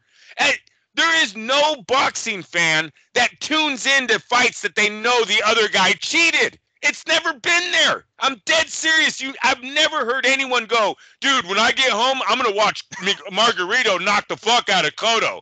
I've never heard anyone say I'm gonna watch fucking Mosley beats the shit out of De La Hoya in that second fight. Did you ever see HBO or any of them replaying these fights? They go away because the guy's a fucking cheat. He got caught cheating. It got moved to a no contest. Like, this fight would have went away. Now, it's social media, it's YouTube that is keeping this thing alive. that sucks, but that's today's world. That's why there's people out there, you guys, that have to watch their family members get murdered every fucking year, every time around the same time, because people keep reposting the same videos of people getting killed on video. Family members have to watch that. Family members see that stuff when it goes viral. So yes, Haney, they have to, you're dealing with your little punk ass getting knocked out. Stop being a little punk about it, right? You got knocked out. These people are fucking murdered on you don't see YouTube taking that shit down. You don't see Instagram or TikTok taking this shit down. All right? So no, get a fucking reality check on what's hurtful, okay? You made millions of fucking dollars. You're still getting millions of dollars, and you still might even get more millions of dollars. Take a fucking chill pill, okay? Yeah. Now, where else was I going to go with that? Oh, this is where I was going to go with that. In boxing, it's all about your next fight, man. It's all about, and in sports, it's really about your next performance. It's all about your last fight and then the next fight, because they say you're only as good as your last fight, right? That's a general kind of like. Well, so then move on. So then get on to your next one. Yeah, the quicker you can move on, the quicker that next fight ends up the last fight and whatnot. Hey, Bill, Devin, 2 years ago, motherfucking your guy that knocked you or beat you was a fucking quitter. He was a joke. Today, Ryan is like a thing at 140. He's a threat at 147. You're only as good as your last fight. Let's move the fuck on. You could have went and fucking immediately unified against the guy with no defense and no power. How good of a win would that have looked like if Devin would have came back and immediately matched up Lopez and beat him? Now all of a sudden, you just have a no contest victory against a fucking cheat and a great win against a guy who's a 2-time undisputed champ. Get on with your fucking life. Seriously. Yeah. Not only that, but like you now have this fight that looks terrible, right, with you and fucking Ryan, and you're gonna let it marinate. You're not gonna come back for 2 years or a year. Like, no, dude, the quicker you can move on from this and quicker you can fight somebody else and move on, the quicker you can leave it in your rearview mirror. But if that is the lasting image that we get for the next year or two, it's just marinating in everybody's minds. You know what I'm saying? It's just there. Like, do you want to erase it? I get it, but don't erase it this way, or don't attempt to, because it's not going to work. Going to these streaming services and asking them to remove the footage. Erase it by continuing to move forward and fighting the next dude, and then making that fucking be your highlight or whatever the hell. But the fact that Garcia did. The fact that he's going about it this way, it's like, oh, are you fucking kidding me? Because you literally said this like before the fight with Devin. Ryan was the quitter. I mean, he still is, but I mean, like now it's yes, and now it's different. Now it's a different kind of narrative. He's put on a different show now, and we're looking at him at a different way, not just the quitter, but also the dude, the cheater, etc. But that's my point. Like the quicker you can move on from this and not be, you're gonna be salty about it. I get it, of course. We live in a different era where there's gonna be footage all over the goddamn time, and on all these social media pages, and all these content creators are gonna continue doing it. But when can you say, like, let it go? Just let it go, move on. Let's keep it going. Go on to the next fight, because it's not helping anybody. It's, if anything, it's reminding us of it. You know what I'm saying? It's like, you want to forget about it. Cool. Move on to the next thing. The quicker you can do that, the quicker we can forget about it. But the fact that he keeps going back to it, going to these streaming services and asking them to remove the fight, you're keeping it fresh in our minds. And you're not doing yourself any favors by doing so. So, I'm not taking that at all. Yeah, and unfortunately, the people that he's trying to erase this from their minds are the Swifties. Mm-hmm. It's not getting erased. They're only in boxing because of Ryan. So you're not getting rid of those guys. So you might as well just either block them, turn off your comments, right? You can always do that. You could post shit and turn off comments, not interact with people, right? And just, you got to move on though. He definitely has to move on, and it's kind of sad that he has an opening, dude. That Lopez fight is a big fight right now. ESPN would probably be all over that thing. Him, Haney, Lopez on a ESPN pay-per-view, I think would work. So it's yeah, it's a sad situation. I didn't like when I heard that. That's why I immediately started thinking of the whys, because nobody's watching this fight. There's no average casual fan out there like, oh, I'm gonna go watch Garcia Haney when I get home on YouTube. This is fucking Garcia's fan base pushing this, and look, this is the same thing on why there's a civil lawsuit on Garcia. That's the argument I got online with one of the other media members online. Um, Without social media, I don't think the Haneys would have pursued a civil lawsuit. This would have went away, because that's just in boxing. People cheat and people get caught, and the thing gets caught, turned to a no contest. You get money, and then it just goes away.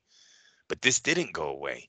No, you have this fucking kid online fucking bullying you, really. He's on your shit all day. You're a bitch, you're a pussy, you suck Diddy's dick. I heard you burp and you had Yeah. Diddy's cum came out. I mean, this kid is fucking bullying, dude, online all fucking day. He's got like 20 fucking fans ready to fucking back whatever he says on Devin Haney's comments. That drove them to make this lawsuit. Also, like I said before, there was a thing brought up about Miguel Cotto and the Margarito situation, how Miguel Cotto was just a man and went on with his career and fought him on later. He didn't have the social media fucking hounding him, showing him getting beat up, or how about looking at your dad and shaking your head no. You know what I mean? Like, what if that was being fucking constantly put on Miguel Cotto's page for the next 2 weeks after being caught with the cheat?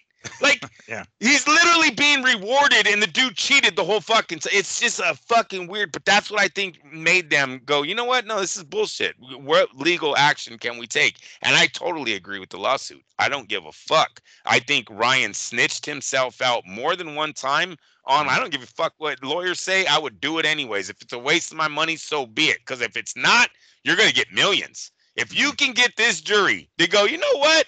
He did cheat, and yeah, I think he did stop you from making 10 million the next fight, or 10 million the next 2 fights, or whatever, and reward you that money from Garcia. What a fucking laugh in his face, right? What a laugh! That would be a total stamp on this whole thing if they were to win that lawsuit. And I think there's an argument there because of the videos, because of the bullying, just the acknowledgement, the flat out acknowledgement that he knew he was on steroids and he knew he was overweight. He acknowledges it more than one time on camera. Fuck out of here. How is this not a clear-cut case, man? Oh, I throw it in there. I figured I'd throw it in there. Sam mentioned it a couple of times, and it's like, damn, we need a fucking soundboard for that shit. But anyway, that was a great take on it. That was a great take on it. Yeah, and I agree with it, because I don't. I don't. Do you think it was? Because we're talking about Tefimo and his pops earlier. Do you think this was driven by Bill Haney, or do you think they're on the same page? Could it be that Bill is saying like Devin, we got to do something about it. We got to fucking get these fucking footage removed or anything like that. And he's like, okay, yeah, Dad, let's do it. Or do you think it actually came from Devin himself? I think that's a conversation. Yeah, both of them had. I think Bill's definitely in his son's ears a lot on where they're going with their career. It might be Devin that has the final say, right? But he's still talking to his dad. And yeah, it was just to me, Miguel. Even if they would have gotten it removed off of YouTube and DAZN, isn't it still going to be there because it's on TikTok, Instagram, and right? That doesn't leave, right? That never leaves. And people have like clipped it and chopped it up so many damn times. It's been reposted so many damn times. There's no way in hell they're gonna completely remove it from it. I mean, it's there forever. Once it's on the internet, it's kind of there forever. You know what I'm saying? There's no way. This was a really dumb argument by them then to try to do that, because it does look like they've been affected way more than than they should be. It looks like they're kind of admitting that it was worse. They're taking it a lot more harsher than really. And I think that's one of the reasons. I mean, not the full reason per se, but one of the reasons that Ryan is bullying him so much because he's like, you're basically showing him your weakness. You're showing him that like this is bugging you. So now he twists the knife even further every time you say some shit online. So the less you give, the less ammo you give Ryan, the less he has to feed off of, and the less he's gonna try to bully you anyway. But regardless, it's not gonna fucking hurt as much as what you're leading on. You know what I'm saying? Because now we can tell that this is bugging you a lot. Devin also needs to think about how much of a loser Ryan would look if he was trolling him while he's on suspension and you're going for your next fight. Yeah. Instead of taking the year off and both of you just going back and forth like two little girls online, why don't you just go on with your life and leave him in the dust, man? Say, I'll deal with you when your drug addict ass comes back, right? Your fucking alcoholic lion ass comes back. That's what I would say. I mean, come on. They must be affected.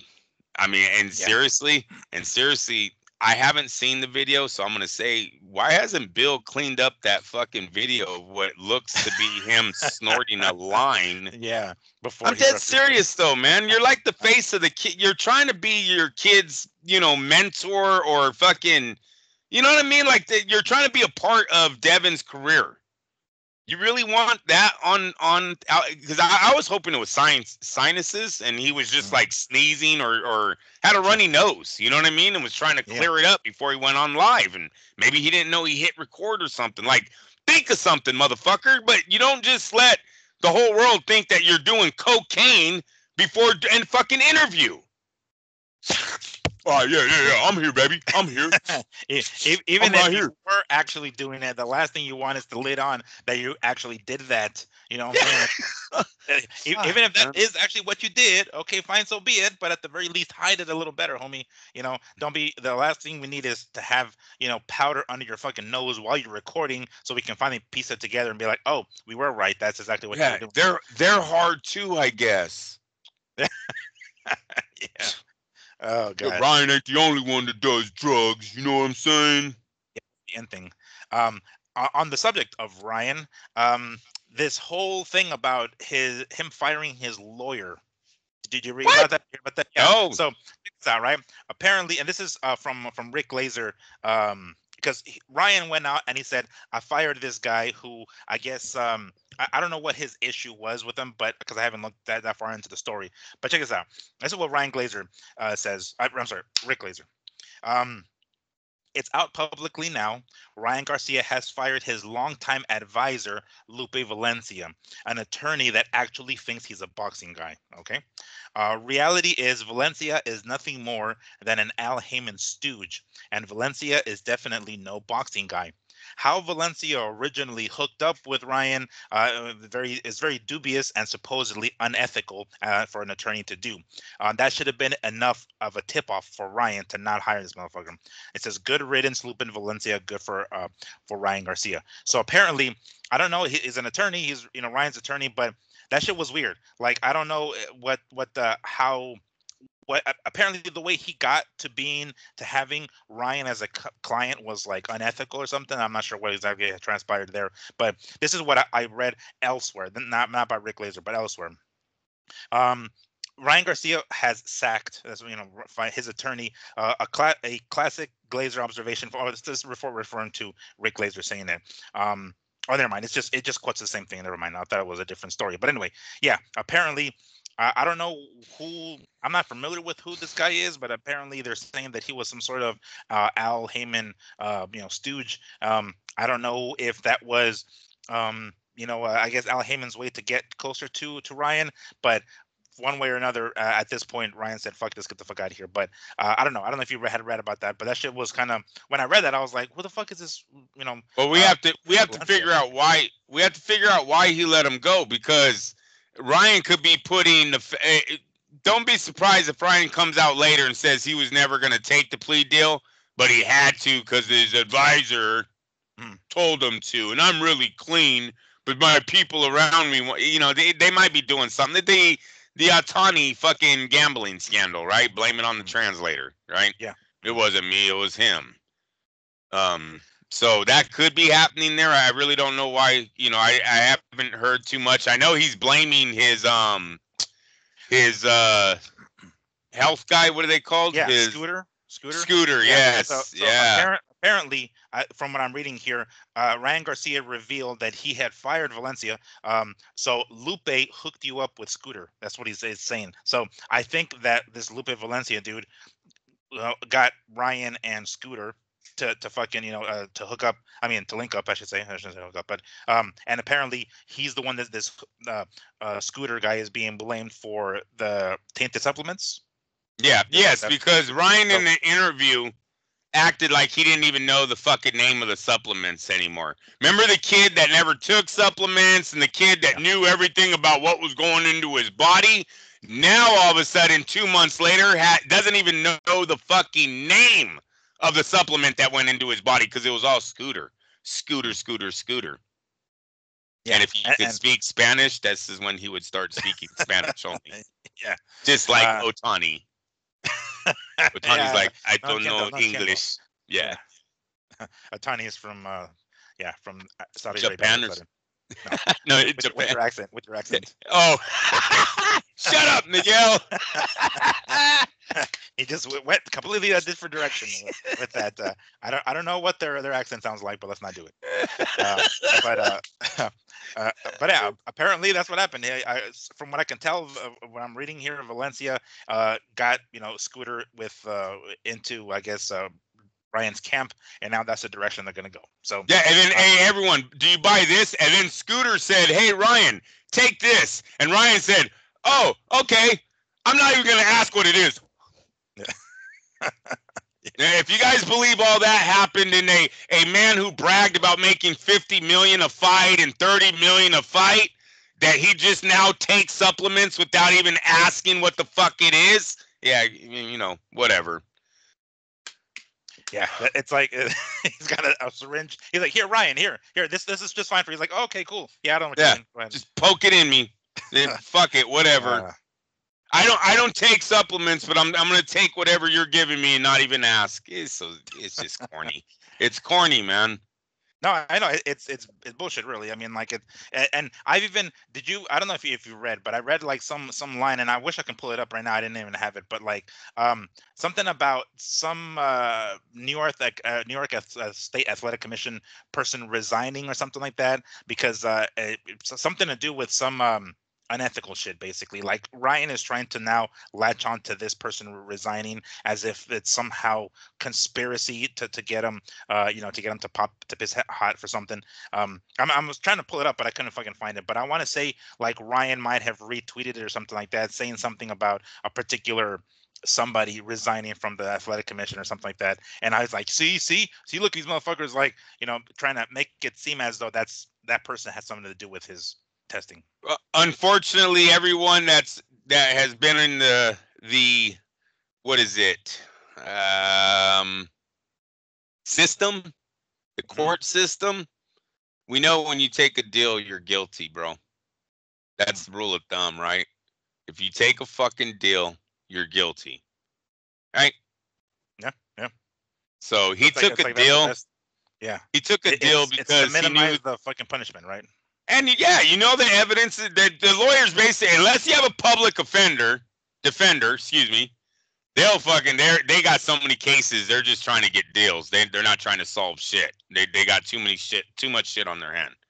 But if you pay a fucking guy thousands of dollars to look at just your case, and you got a firm that's looking at your case, believe me, when that firm comes back and goes, "We've reviewed all the evidence. Yeah. We think the best step for you is to take the 40 years." Guess what, Miguel? That means you're going to get life. Yeah.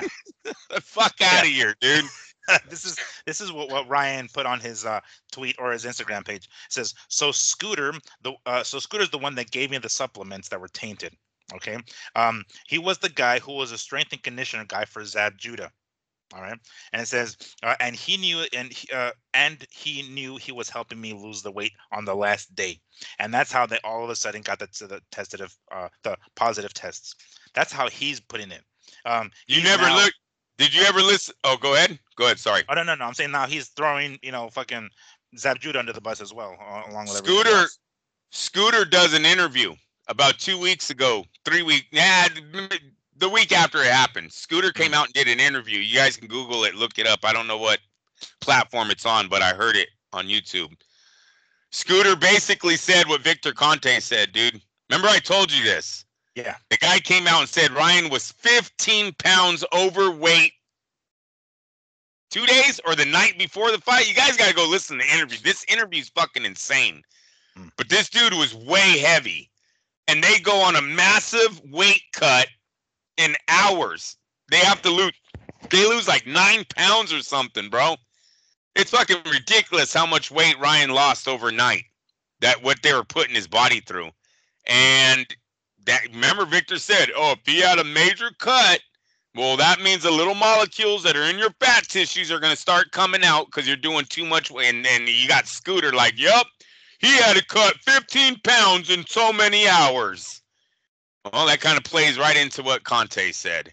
So I think that pissed off Ryan Garcia when he heard Scooter say that on because Scooter's basically saying, I didn't give him shit. Yeah. The motherfucker must have been cycling. All I did was cut his weight hours before he had to hit the scale, and then he popped dirty on some very small amounts. Yeah. Scooter agreed with Conte. Ryan now throws him under the bus.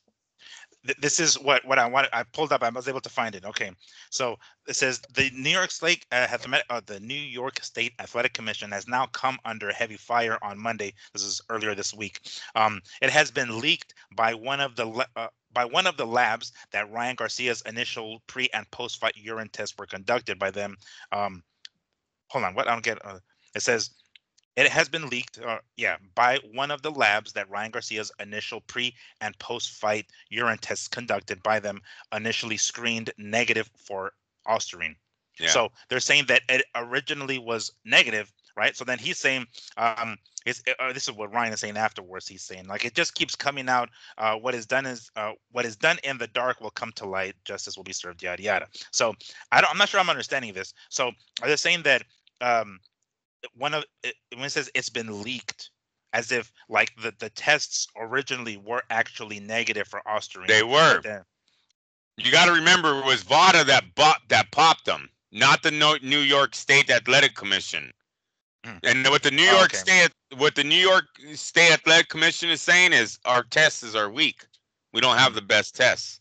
When you deal with that company over there, they're attached to WADA that does the fucking Olympic testing. You know how good their tests are? So then they said, all right, you guys found something dirty in his samples. Let's go back. I'm going to give you his urine and his blood or whatever they took the night of the fight. I don't even want to say that. The 2 samples they took, they gave it to them. When they tested them, they popped them again. So he was dirty on their samples and on the samples that he had turned into the New York State Commission themselves. Their tests didn't catch it. And that's why they were trying to say, how is it a third party could come in and test someone dirty? Unfortunately, this third party's been involved with boxing since the beginning of their beginning, right? WADA and VADA. They've been a part of this whole thing, so they have a lot of pull.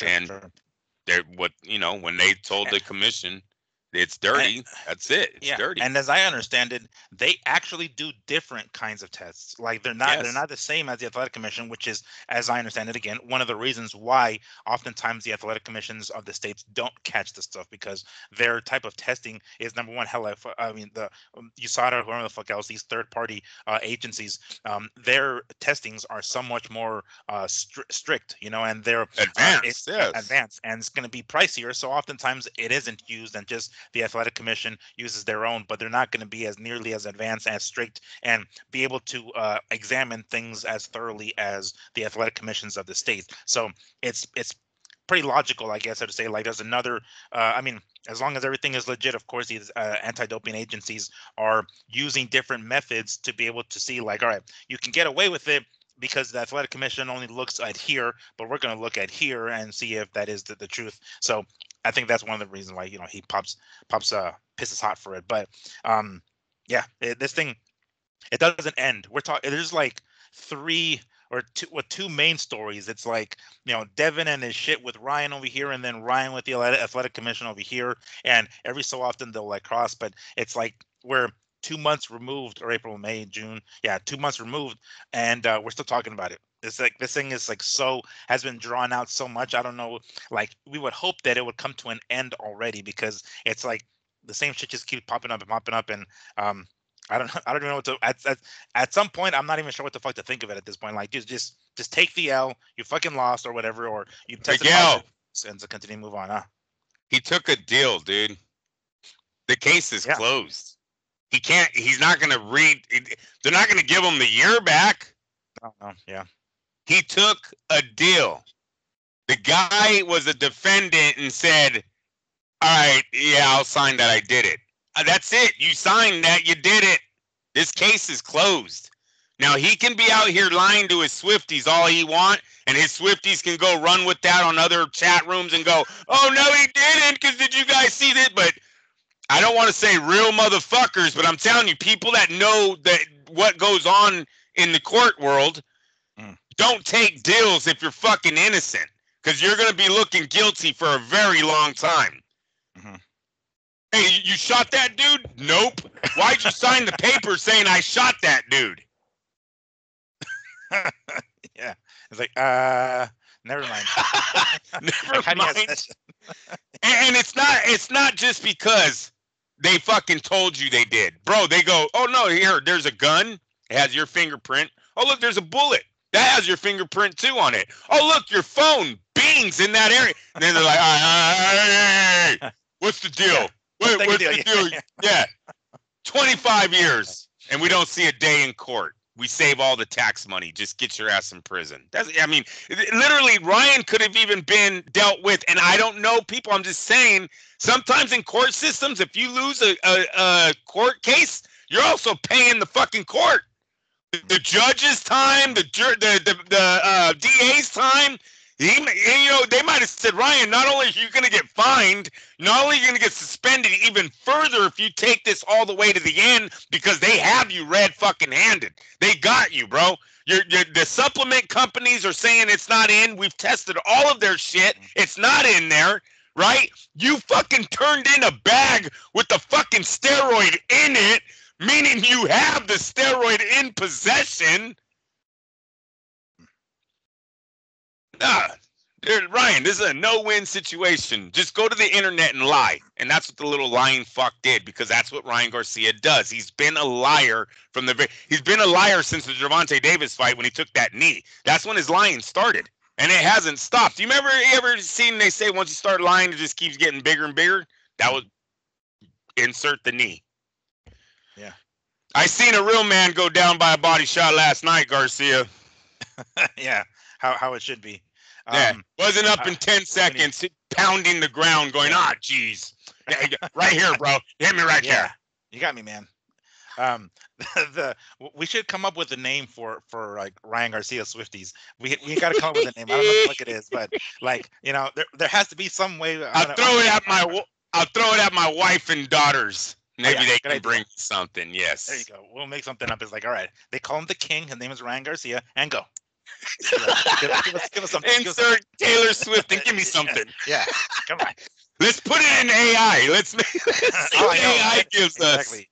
Chat GPT or whatever the fuck it's called. We'll figure something out, because we're gonna have, we always talked about the PBC zombies and shit like that. So trust me, we're gonna come up with something for the Swiftie Ryan Garcia Swifties. Oh fuck. All right. Well, this leads us to next week's fights. There's actually quite a few fights next week as well. I'm looking at the ESPN calendar here. We got Shakur Stevenson. So, the 135-pound weight class is going to be in action next week, because we have Shakur Stevenson taking on Artem. I can't pronounce the dude's last name. Sorry. But it's going to be for, Shakur's WBC lightweight championship. That's going to be on ESPN Plus. And if I'm not mistaken, there's also on DAZN. What's his name? William Cepeda is back here at Cameron. Hell yeah. He's going to be back in action here. Let me just pull it up here on my end real quick. And then, of course, go ahead, yeah. Cepeda's the undefeated lightweight, yeah? Or Yeah. I don't know. Is he undefeated? Is Probably. he Yeah. featherweight? No. He's a lightweight. He's a lightweight. Yeah. Lightweight? Okay. All Yeah, right. and he's gonna fight Giovanni Cabrera, who I think recently lost to Isaac Cruz. But that's gonna be 2 fights. So that's gonna be on DAZN. We're coming from Ontario, California, and then the Shakur fight is gonna take place somewhere else in New Jersey, I think. But anyway, we have 2 main events, one on ESPN Plus and one on DAZN. Both of the stars are gonna be that are gonna be in the main events are lightweights. So as I understand it, Cepeda is mandatory for one of the championships. Well, we're going to see how we're going to look. We're going to see one of the top guys at 135 in action, and then potentially his future opponent also in action on the same night.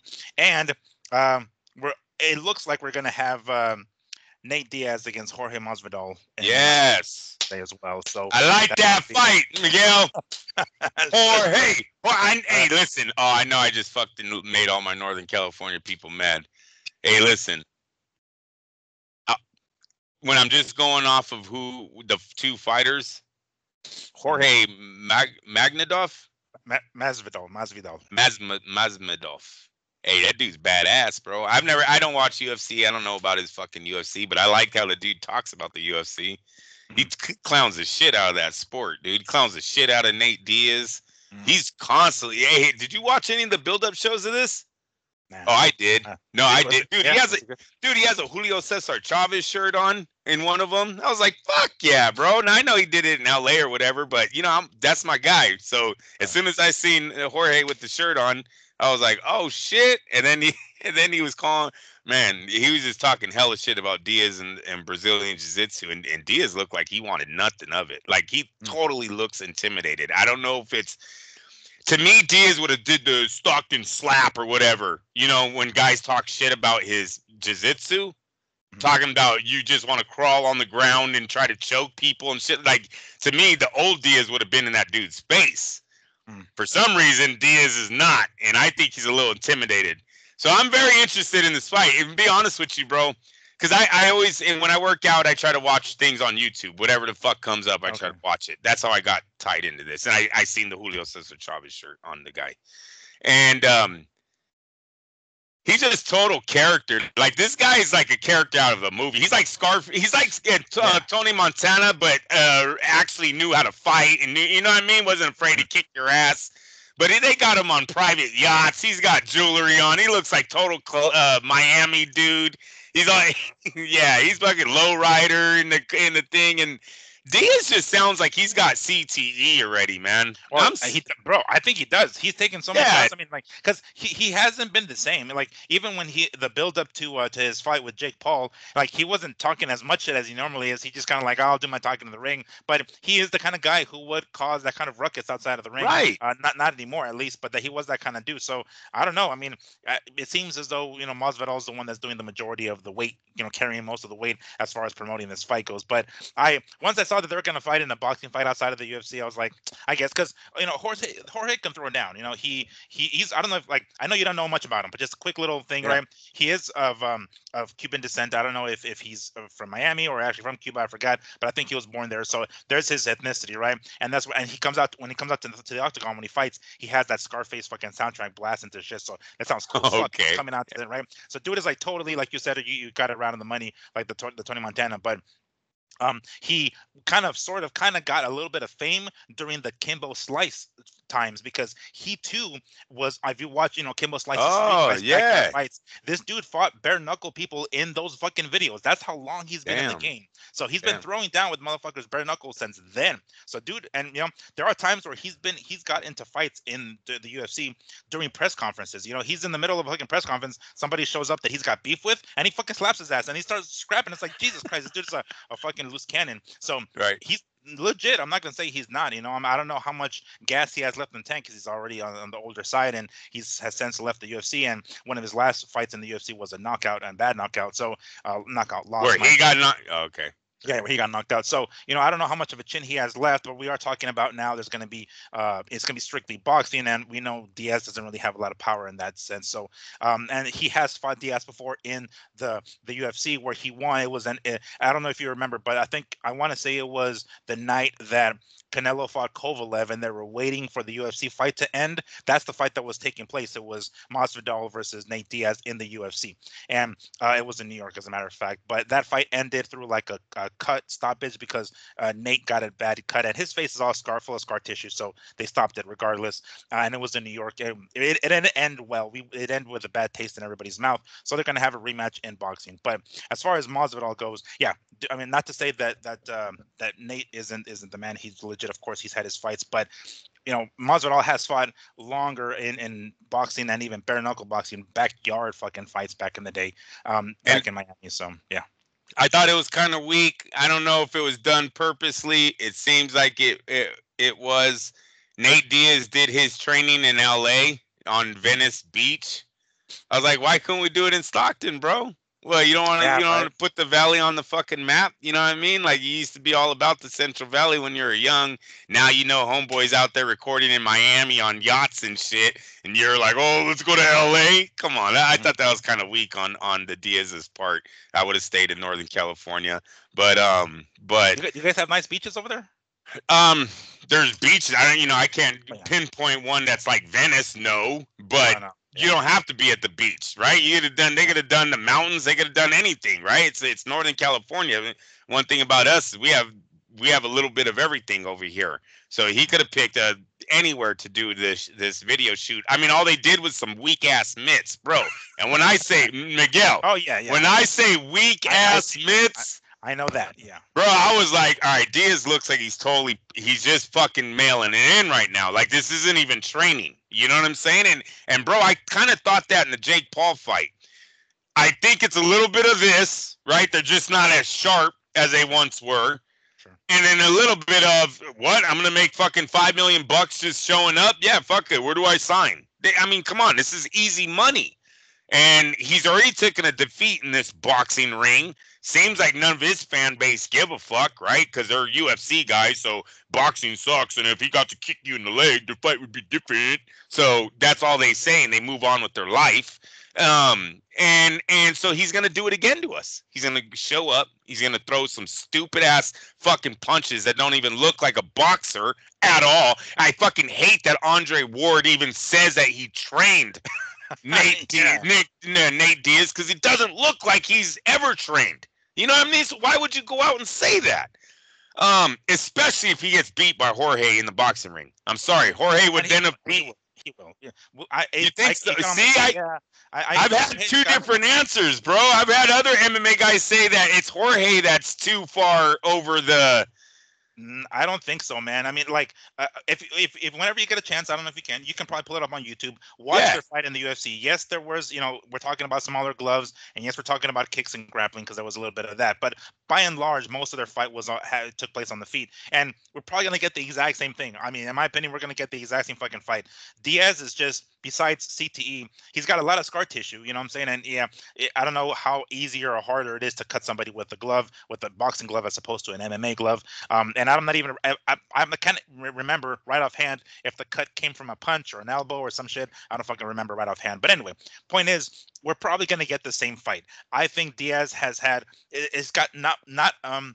he has more mileage basically, and I think as far as getting ass whoopings, I guess Masvidal has his miles as well, but I don't like his ass whoopings weren't as bad. Yeah, there were one punch knockouts, but if you watch Nate Diaz, because we've talked about this before, which one is the lesser of two evils, getting one punch knocked out or taking a beating for fucking 5 rounds or however many rounds? And Diaz is the kind of guy who you don't take out in one punch, you beat his ass for whenever the fuck. So I think that puts more mileage on you than getting knocked out with just one punch. So, and that's what we've seen from Masvidal. He's been knocked out by like one punch. It happens, but I suspect we're gonna get the same fucking fight. We're gonna get Masvidal coming away with the victory because he has. I think he's got more power in the punch. He's got more pop than Nate and his fucking pity pat mitt work. So that's most likely what we're gonna do. And I haven't checked the odds. I don't know who's the favorite yet, but we got that to look forward to next week on whatever pay-per-view or VIP box. Streaming. Yeah. There you go. Give me the link, buddy.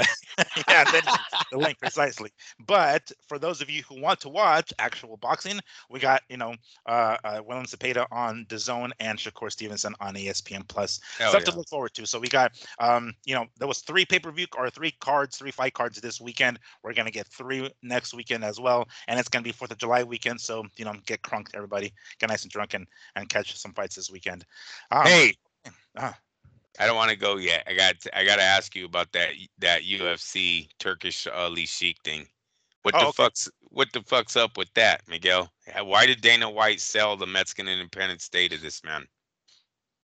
I know he has worked with people in Saudi Arabia before, specifically during COVID when they basically flew everybody out there and had their fight island in Abu Dhabi or Dubai or wherever the fuck they did it. So they have been, working together, not His Excellency specifically, but just Saudi Arabia and the UFC for some time, quite a bit actually. Oftentimes they do go back not to that same fight island, but to different arenas over there. So the UFC has been doing that for at least since 2020. So it's not unfamiliar to them. Why they decided to go this route this time, that I don't know. But it's not the working with them isn't new. That has been around for quite a bit already. It seems hella weird how he came out like 2 weeks ago or a week ago talking about, boxing needs to be saved by this Turkish guy and everything's going on. And literally his next 2 events are bought by him. Mm. And it's like the Riyadh season or whatever the shit, right, that they have on the canvas now. I don't know. I mean, he's working with them, right? Apparently, there's enough money there to be made for them to have some sort of partnership. So clearly, there's the what's his name? His Excellency sees worth in that to be able to invest money or whatever the hell it is, because it was supposed to be just Mexican Independence Day weekend at the Sphere. The main event is a female fighter who's a Mexican. I thought the UFC was the most giant combat motherfucker. Why do these guys need a co-partner to anything? Well, here's the thing.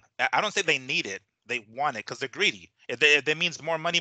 Because if supposedly, according to that Forbes list, they're the number one worth combat sport in the world, worth like 11 point something billion with a B, which is more than Matchroom and all those other dudes combined, as a matter of fact. So I just think it's greed. It's like, I want money. Yes, well, I want more money.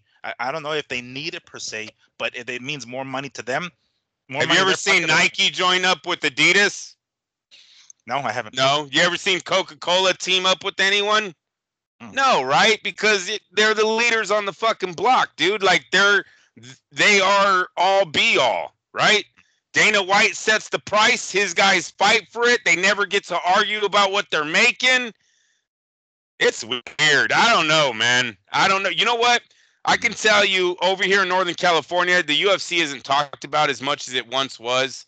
I can tell you, I don't know a superstar in that sport. Like, I'm talking about a moneymaker, a cash cow, a Conor McGregor in his prime. You know what I mean? Where they're like, dude, this guy, he can make $15 million a fight if he wanted to. Dana would have to. There isn't one. There isn't one. There are stars. Like, there's guys that are like the number 2 to Conor, but a distant 2, like a distant. And bro, like literally every time they say this guy is the number 1 guy, he loses like within 5 matches, right? It's never a longevity thing. You know what I mean? Like this new guy, the guy that kicked the dude in the head last night. He's very new, but now all of a sudden, if you listen to Rogan and them last night, it's getting really hard to beat this man. Yeah, I don't know who's gonna beat him. It's like, dude, stop it. You guys have said this like 3 times in the last 5 fucking years. You know what I mean? And all the dudes have been beaten.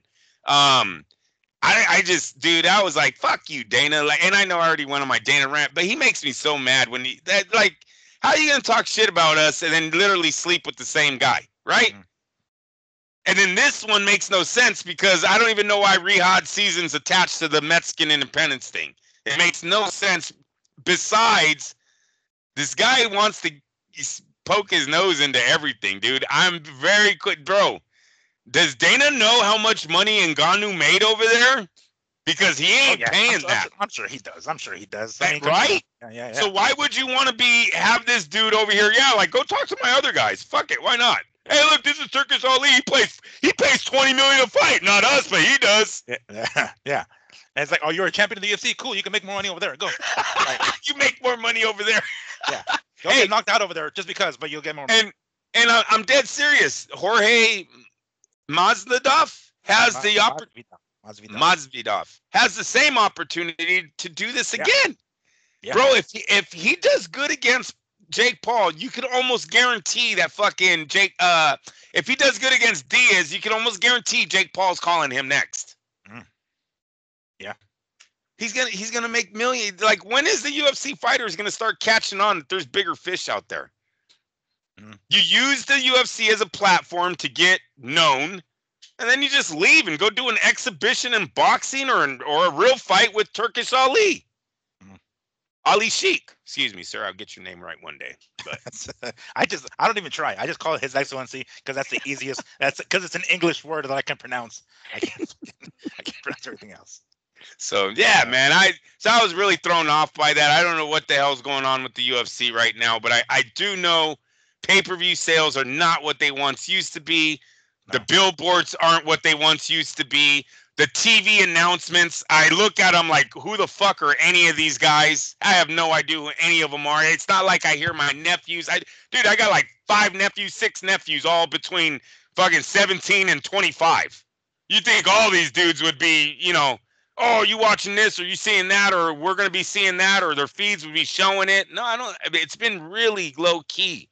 We'll see what happens. But yeah, I was kind of surprised. I wanted to see what the hell your thoughts on why he would do this. Now, what I'm reading, UFC fans ain't never been hit with the ticket prices that I guess this Sphere is handing out.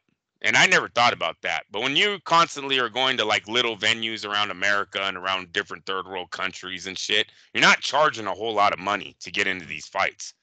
That Sphere, isn't it like $700 for the cheapest seat to go watch one of their concerts right now? Like, that's what I keep hearing the problem is with the Sphere is the ticket price. Yeah, dude, like it's a one in a lifetime experience. So you got, they're making motherfuckers pay for it.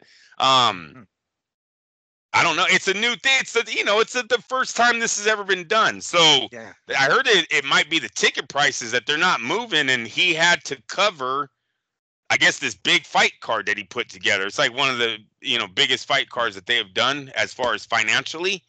Well, they're trying to look. Here's the thing: the fight itself is going to be okay. It's a female fight first and foremost. That's going to be the main event. The female champion is Mexican. She's fighting the former champion because they actually fought twice. That's before. Historic. Wow. Yeah. So it's but I don't know how much draw it is. Yes, because they're trying to capitalize on the fact that she's a Mexican fighter, and they're going to do the Mexican Independence Day weekend at the Sphere. That's what part that confuses me as to why they even brought in His Excellency and the whole thing. It's like it wasn't supposed to be that. It was supposed to be capitalizing on Mexican Independence Day weekend with a Mexican fighter who's going to be the main event of this UFC card, who's a champion. They fought once before. I went to it the afternoon on my birthday, and the Mexican won, took the belt from the long-time champion, who's Polish. I forget where the fuck she's from. Kyrgyzstan. She's from Kyrgyzstan. She moved to Peru sometime and learned how to speak Spanish. So she looks like a white, Russian basically, but she knows how to speak Spanish because she fought in Peru. She's fighting. She was a long-time champion. She ends up losing. She was winning the fight, by the way. Then, in the 4th round, she gets choked and she got caught. Basically, she got caught, and the Mexican champion, or the Mexican challenger at the time, won, got the belt. They had a rematch, and then it was a really, really close draw, I think, or something like kind of sketchy. We're like, oh fuck! So now we're gonna have a third fight if I'm not. Wow, it's a third fight. Okay. Yeah. So they're giving the former champion another crack at it because I think it was a draw, and it was as a matter of fact, I think it was also a Mexican Independence weekend or something like that. And the challenger now, the woman from Kyrgyzstan, her name is Shevchenko. She was talking about, well, it's Mexican Independence Day weekend, so they probably want to give her the fucking decision kind of thing. I was like, oh, you don't say that, but apparently that's what happened, and I want to say it was a draw if I remember correctly. But anyway, this is going to be the third fight, and it's going to be the same thing, and it's going to be at the Sphere, so that's going to be something big. But that part with the fact that they're, I don't know, co-promoting or being sponsored by or what the hell, Riyadh Season and His Excellency, I'm not sure why they're even in the picture, at least for this specific event, because it's a draw in and of itself. Right. I know. Maybe. I don't know what he adds except money. I don't know what the man adds to the ticket sales. You know what I mean? Just putting his name on it doesn't mean people were like, "Oh shit, he's involved. I gotta buy my tickets." Yeah, and you know what, dude? I went last March. Was it this March or the one before? The other one before. I went to a UFC card at T-Mobile, and it was John Jones. He fought, and I was trying to buy the fucking cheapest ticket there was. I sat in one of those far seats at T-Mobile Arena. It was actually the handicap, like the wheelchair area, which is kind of cool actually. It was completely accidental, but I had plenty of room. That was kind of tight. But my ticket was like $500, dude, and I was way the fuck up there for this major, pay-per-view card with John Jones on it. I don't even know how much the tickets are at the fucking Sphere. I can imagine they're more than that. But I got some damn wheelchair accessible in the fucking nosebleeds for $500 when John Jones fought at T-Mobile Arena. So I don't know what these tickets are going to be like. It didn't even occur to me to like try checking them up, but I should probably look into it just to see how much tickets are Just going. to see how much they are, yeah, because that could be the answer right there. Because we'll see. We will see, but that's all I wanted. That's all I wanted to ask on the UFC side, and then I am looking forward to all the boxing. Yes, sir. Yes. Yeah, even if it's two former UFC guys, but they're going to be putting on. They're going to be in the ring with gloves on, with boxing gloves. Hey, they've come to the light, Miguel. How about that? Yeah. They know what's paying, man. We pay bills over here. We have a going out of sale. Hey, all I'm saying, Dana, is you're a brand. You used to say the UFC is a brand. We don't go off of fighters. We go off of our brand. Well, brands aren't supposed to do mergers, and you ain't top shit anymore. Sorry. So that's all we got for this weekend. Got plenty of fights going on next weekend. We'll take a look at those results next Saturday. And make sure, please, everybody, make sure you have all of your 10 fingers come next week, please, because the 4th of July is coming up this fucking weekend. So let's make sure that we play it safe, of course. Make sure we ain't got no damn M80s. Oh, Jesus Christ. Here we go. Playing safe. Safe and sound. Oh, she got one big one. That's a nice. You know what I do too? I'll get my ladders off of my work van, and then I put a board in between them, about 3 feet, 4 feet off the ground, and then do my fountains. Yeah, I gotta make it unsafe somehow, bro. We're gonna fucking play around somehow. Hey, I got neighbors that are like lighting off fucking grenades and bombs and shit. My kids are like, "Oh, this is cool." I was like, I gotta think of something. I spent $100 and something on these fucking piece of shit safety ones. So I put my ladder up, put it in. Now the fountains fall about 4 feet. Like, fuck yeah, look at that. Right. Did it. So you gotta get out of the way fast or you're gonna be rained on. Rained on. Exactly. Yeah, it's like, don't open your eyes. Close your eyes. Okay, Dad. Are you having fun? Roll them around. Are you guys having fun? Yeah. Is it hot enough? Have you been burnt yet? Has one of them come out our direction yet? It's not exactly a 4th of July until one of those goes veering off into someone's backyard. All right. Well, yes, make sure to have yourself a safe 4th of July. We'll be back next week as we always are. So enjoy yourselves a good week of festivities, and we'll see you guys next. Thank you once more for joining us. Peace, y'all.